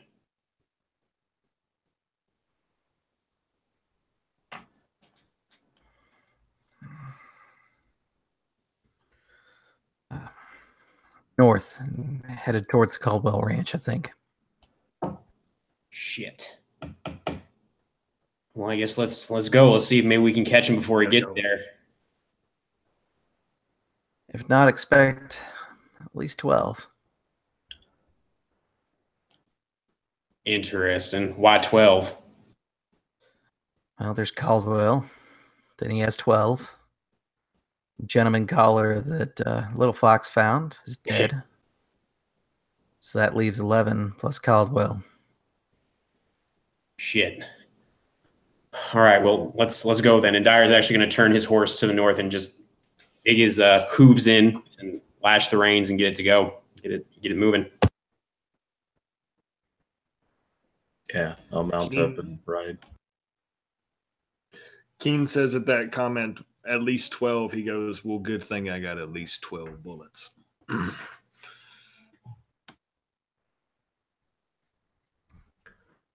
The five of you, whip your horses into a frenzy and press northward, riding outside of Scattergun Flats to cross the acreage that separates the town from the ranch, the Seabar Ranch. As you do so, you hear a wolf howl from somewhere ahead. Kind of tears open the quiet night. And there's answers from further out in the distance, as well as from behind you in the town. As you're riding up, still haven't quite seen the ranch yet. You see a dark object lying across the road ahead. It seems to be moving, but only barely. It's difficult to tell in the moonlight, even as bright as it is. What would you like to do? I think Dyer will pull his horse up short and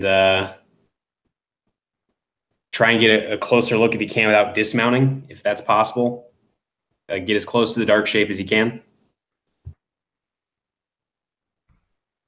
As you do so, you realize that it's another horse. And it's laid out in the road and it's injured. It looks like its leg has been broken. And it's kind of thrashing around trying to stand up a little bit in the road, but it's not having any success. And it's kind of painful whinny. This asshole. Are there any footprints or anything that shows what direction you might have been legging it in, or is it just the trail continues north? To your best guess, with the help of some of the members of your party, you guess that he continued northward. It looks like that, at least. Gotcha. Solomon dismounts quickly but starts to rush to the horse, but then slows down. And as he does so, he starts to shh, shh, shh, and he's starting to calm the horse. And he kneels down next to it, and he kind of puts his arms around it, trying to calm it. It's an 11 for animal handling. Might be not the best for the situation, but he's trying to calm the horse. And he reaches down and pulls out this long knife that he carries on his side, and basically just drags it across the horse's throat, and then wipes the blade, sheaths it, and he's just shaking his head as he gets back on his horse, and we got to keep moving.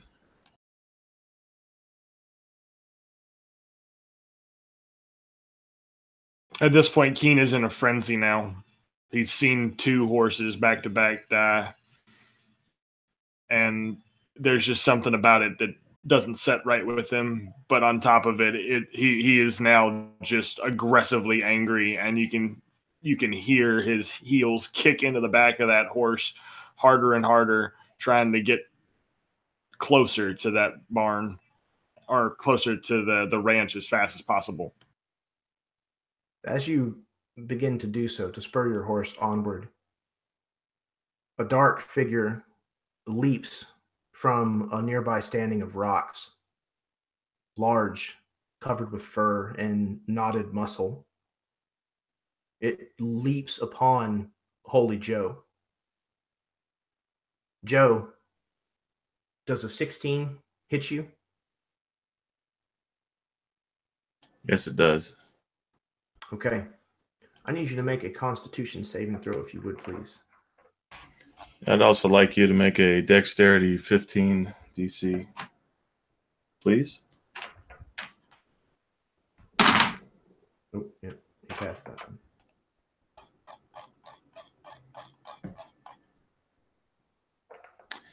I'm going to fail that Constitution saving throw with a 4.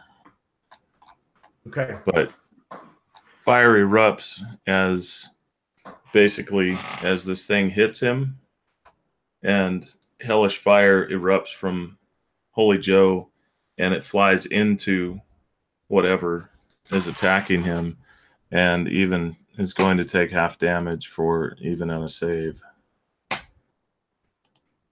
So bestial form kind of collides with you, and though the fire burns him, he seems to kind of push through the pain and sinks his elongated fangs into your neck right about where it meets your shoulder, and tears at the flesh and slings blood all over the place.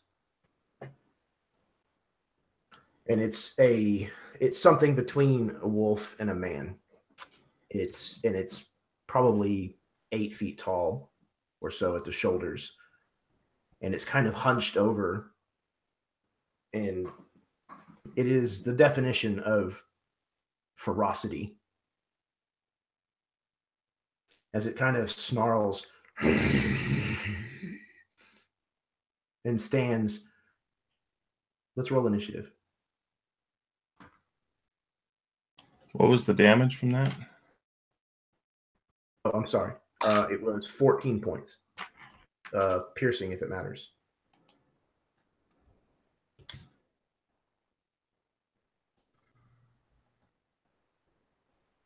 Okay, so we've got Keen with a 19. Got Joe with a 5. We got 9 for Dyer.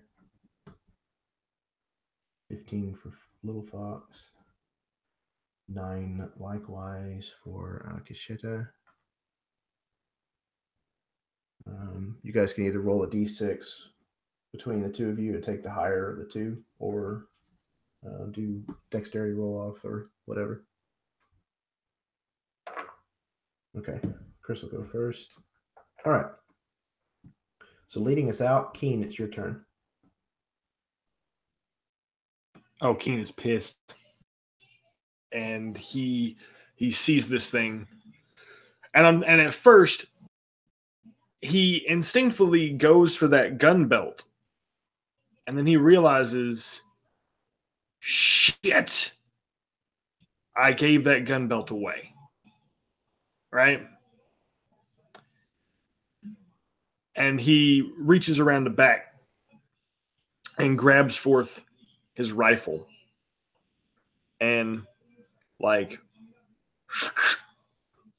lines it up as he's holding on to the reins and trying to keep his horse steady in line.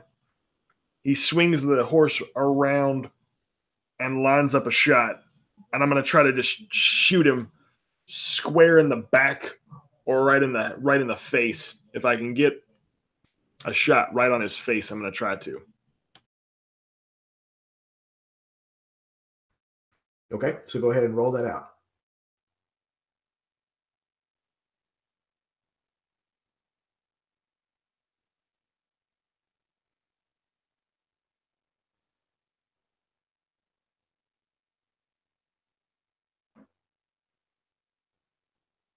You're muted, brother. Thank you. I have to check. So, oh yeah, okay. So 20. Oh yeah. It's like, I want to say it's 15 plus 9. That's 28. Yeah, you're good. Or something. Yeah. Yeah, this thing has an armor class of 12. Okay, yeah. So he expedited. So we'll just So and then I did 17 points of damage. Yeah, unless it's added to your dexterity point, your dexterity bonus, right? Is so 17, 21 points of damage then. Yeah. Boom. Okay. 21. All right. Is there anything else that you're doing with your movement or with your? Yeah. So actually, I'm gonna take that. I have an extra attack there too. So I'm gonna do one shot, and then I'm gonna ride around to the other side of his face, kind of trying to shoot the other section. Basically, trying to cattle this thing away from Holy Joe as much as I can. And that one's going to miss, unfortunately. Wait, hold on. I rolled a 13 and then plus 9. So that'll be another 20 something. Yep. And then I'm going to hit for 24 points of damage for that one.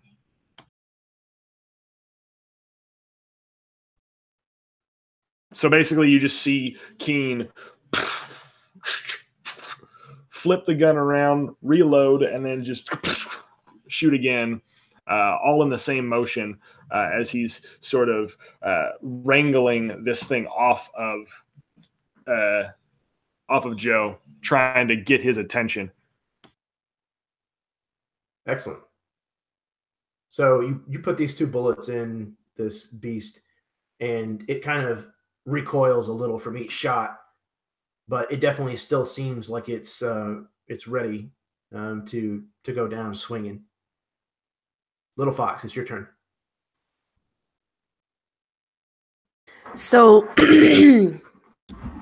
Little Fox is going to kind of take out this fiddle that's kind of strapped at her back, and she's going to begin to play, and these notes are they sound very bad. All the notes sound wrong, but you hear this kind of rumble coming from underneath the ground, and these vines kind of rise up almost to the tune of this dissonant music, and they kind of reach up at this wolf, and she's going to try and entangle this wolf. So he has to make a strength saving throw. DC 14. Okay. Okay, and he passed, but just barely. So what does it it's look still difficult terrain, but he is not ensnared. Okay. So yeah, I imagine these kind of vines that are reaching around him and trying to grab a hold, and he's probably just muscling his way through, just ripping tendrils of them away with his like ridiculous sized arms that you can see beneath the fur that he wears. Was there anything else? No, that's it. Okay. So as he's kind of managed to keep himself free, it is his turn. And those of you who have a clear vantage point of him notice two small objects kind of slowly get pushed out of the bullet holes where Keen had shot him, as the wounds behind them seem somewhat to knit closed a bit. He rounds on Holy Joe, apparently not willing to take the bait that Keen was so eager to supply, because these vines are surrounding him. And he's going to attempt 2 claw attacks to rend them both across the body of Joe.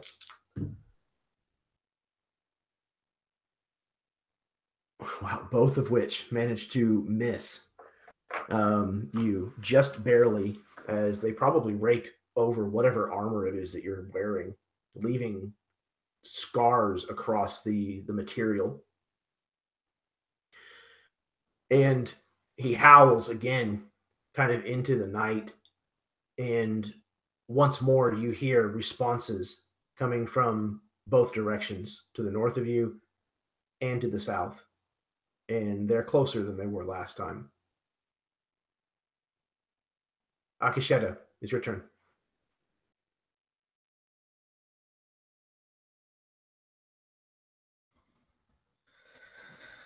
Akisheta quickly dismounts and lets his horse kind of open the gap, and it kind of hits the ground and continues moving towards this thing. Not wanting to let it continue to howl and bring whatever it is, more of those things around, Akisheta just begins swinging on this thing. The hits thudding like a cow being hung out, being punched. They're just these dull thumps underneath these slabs of muscle that's on this creature. But my guess is they'll probably make contact at least. Let's find out here. That is 10, 8. So the first one's a critical. Excellent. And that is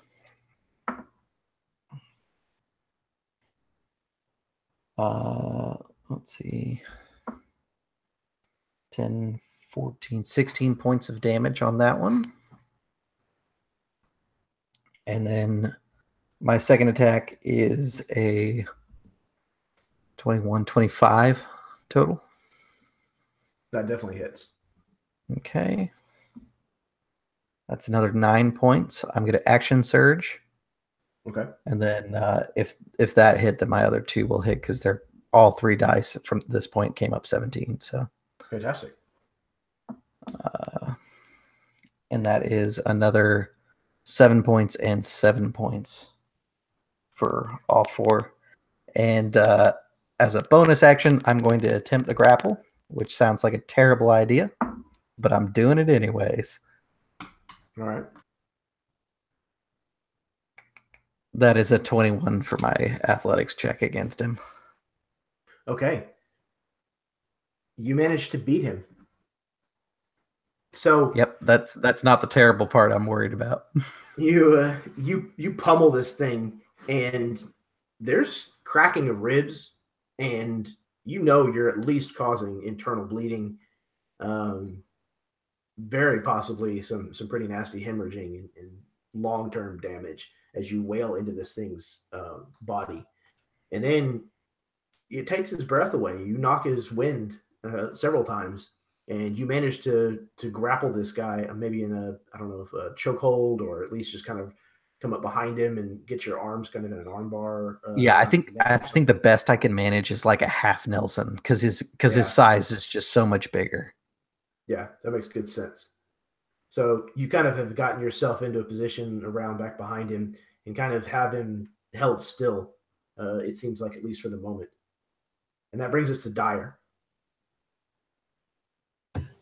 Okay, so Dyer is going to also dismount and then just go running towards this thing, pulling out his warhammer, but not pulling out his shield. Sort of the spirit charms kind of jangling against the oak haft of this warhammer as he swings. I already pre-rolled this, figured to speed things up a bit. So the first two swings hit, kind of smashing this creature's head to the right and then to the left with a 24 and an 18, and the total damage is 17 points of bludgeoning damage. If you could give me the two rolls independently, or the damage rolls, that is. Oh, sure. So the 24 was 6 points of damage. The 18 was 11 points of damage. Cool. And is he still up? Yes, he is. Okay. So seeing that this creature is still up, Dyer takes a breath, and he's going to use an action surge to attack 2 more times. He kind of swings in a downward chop, hitting with a 17 for 12 points of bludgeoning damage. And then the second one, he's going to miss with a 9. So as the creature kind of follows the downward momentum of his downward chop, he kind of staggers a little bit and swings sloppily and just kind of misses, but he's still within that 5-foot range of the wolf monster. Yeah, and the first hit basically dislocated this thing's lower jaw, and it's just kind of hanging loose almost onto his neck. And this creature has blood pouring from several different wounds inflicted in rapid succession, and he seems beaten. And there's almost a whimper with each of his breaths, but he's still alive. Joe, it's your turn. Joe's throat is pouring blood at this point, and he's having trouble talking, but all of a sudden you hear this like hissing sound come from him as he says, "You will know the name of Nikolai Funar. You will know." And he seems to pull his hands together in some sort of like beaker in his hand. "I pour the pestilence in your ear." As a bonus action, he's putting a curse on him. And I would imagine the thing just starts like freaking out at what's happening as he puts a curse on him. And then as he raises his hand back, this silver gun appears in his hands. You guys have seen this before, but it's got black runes etched on it. And he puts it up to his head and fires twice. That wasn't really hissing, was it? He is grappled, so you would have advantage on the attacks. Like I said, I should have had Dyer have that as well. Oh, I have advantage? Yeah, because he's grappled. He's effectively restrained at the moment. Okay. So that is a 24 to hit. And that is a 20 points of damage on the first hit. Okay. He actually isn't restrained because I don't have him pinned. I don't have the grappler feat. I'm just doing the grapple condition. His speed has been dropped to 0, essentially. Okay. Do you want me to re-roll that? No. Just don't apply the damage to the second one. Okay. And the second one is a 13 to hit. And that's a total of 10 points of damage, so 30 points of damage. So describe to me what it looks like as, appropriately enough, the bullets from this warlock weapon, this silvered gun, in the life of Russ Stormgaze. As part of your description, if you would please describe how he returns to his natural form once he's dead. So after he hisses out this statement, and he puts the gun to his head, and he fires twice, you see the back of his head just start to canoe out in slow motion as his blood and my blood are mingling, and there's spittle flying into the air. And the thing falls back away from him and drops to the ground. And actually, while he's falling, you can actually see what appears to be like pustules and sores starting to erupt from his ear and start to envelop his head and going down his chest section as it starts to take the life from him as he falls down. And he slowly begins returning to human form, and all of this damage remains, the pustules and sores, because he is dead. And as the combat draws to a close, and you all kind of witness this creature's death at the hands of Holy Joe, you all start noticing glinting eyes in the dark on all sides of you, starting to press in. And one of them slowly moves forward, very much the alpha of this pack. And as he does so, his form shifts into that of Curtis Caldwell. Though he is completely now without clothing, it doesn't seem to change his behavior in any way. He kind of smiles at Holy Joe, and he says, "Well, I suppose that's one way to come into the family. Welcome, brother." He kind of turns over his shoulder and he says, "Kill the rest." And that's where we're going to end for tonight.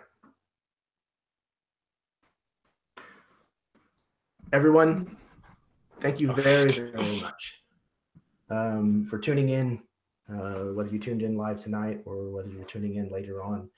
Thank you very, very much for you 5 fantastic players once again doing a hell of a job bringing this to life and playing these characters with the kind of gusto that you've brought.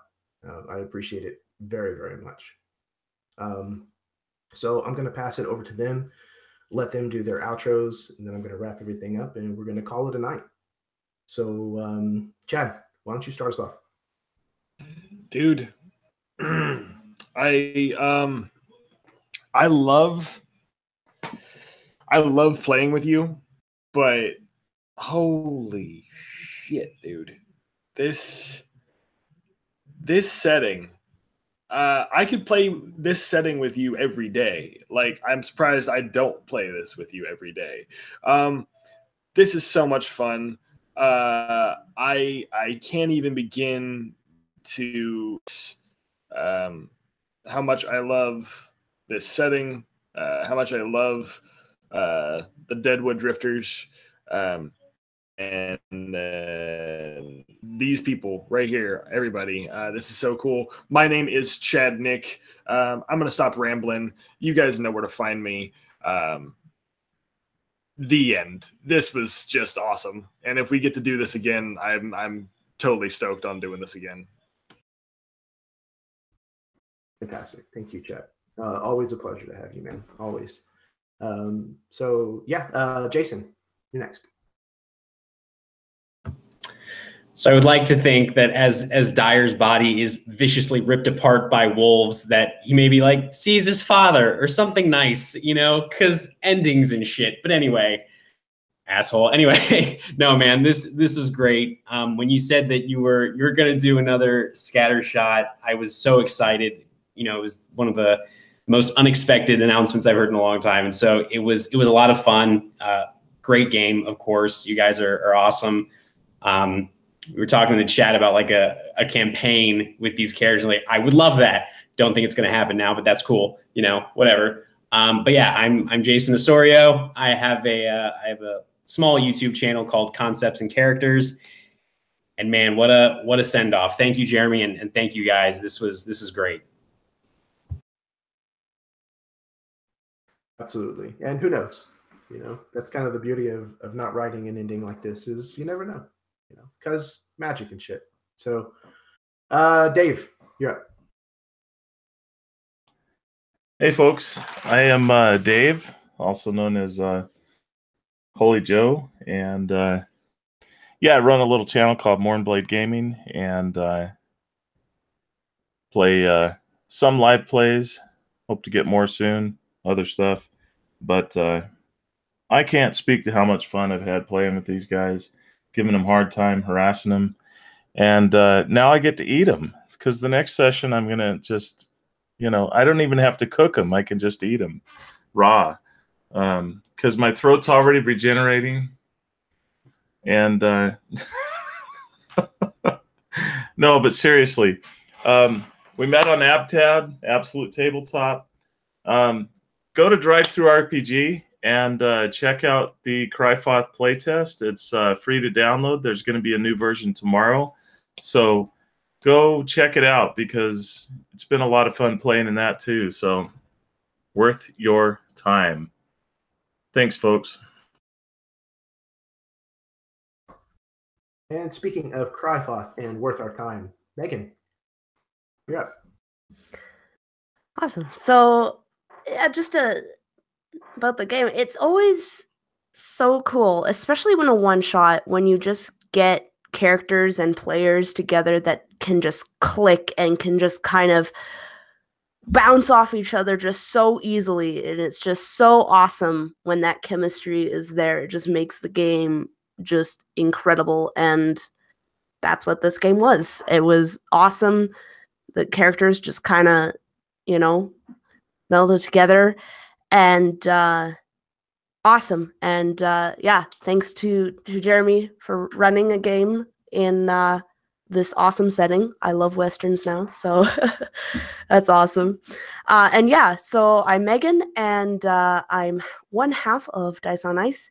And yeah, like Dave said, we will be releasing version 0.2 of our Cryfoth playtest tomorrow on DriveThruRPG. It's free to download it and take a look at it, so I encourage you to do so. So thanks, everyone, and thanks, Jeremy, too. Absolutely. My pleasure. And yes, absolutely go and check out not only Cryfoth and the channel Dice on Ice, but also the rest of these fine folks games and channels, which again, they will be included in the description of the video below, especially once I get Jason's. And then last but certainly not least, Chris. Yeah, I'm Chris with Drop Dice.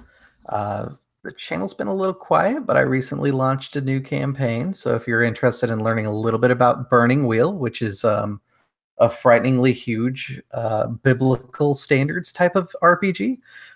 No, really, it comes in like a 600-page document, but it's actually much easier than it sounds. If you want to learn, we're all learning at the same time, so it's a good point for you to watch a game that is a little bit different and learn. So if you're interested in Escaflowne-inspired mecha medieval fantasy, that's what we're going for, with an overbearing church in charge of the world. So that's going to be frightening and exciting for players. Fantastic. Yeah, well, I can't speak highly enough of the five of you guys. The proof is in the pudding. Like, you guys did a phenomenal job, brought your A game a second time in a row, and I had an absolute joy and pleasure sharing Caldera with you and getting to learn about these weird characters that are just so much fun to watch interact. And they fit in the Caldera really well, which is, it's always a lot of fun as a world builder to see players who it will invest that much in your setting and find characters that they love to play and that are a part of the world. So I appreciate it very much. And there will be more Scattershots to come. We'll see kind of when and who and all that good stuff. So until next time, I've been Jeremy. This has been the Erasmus Expeditions. And until next time, may your dice roll high and your snacks always be within reach.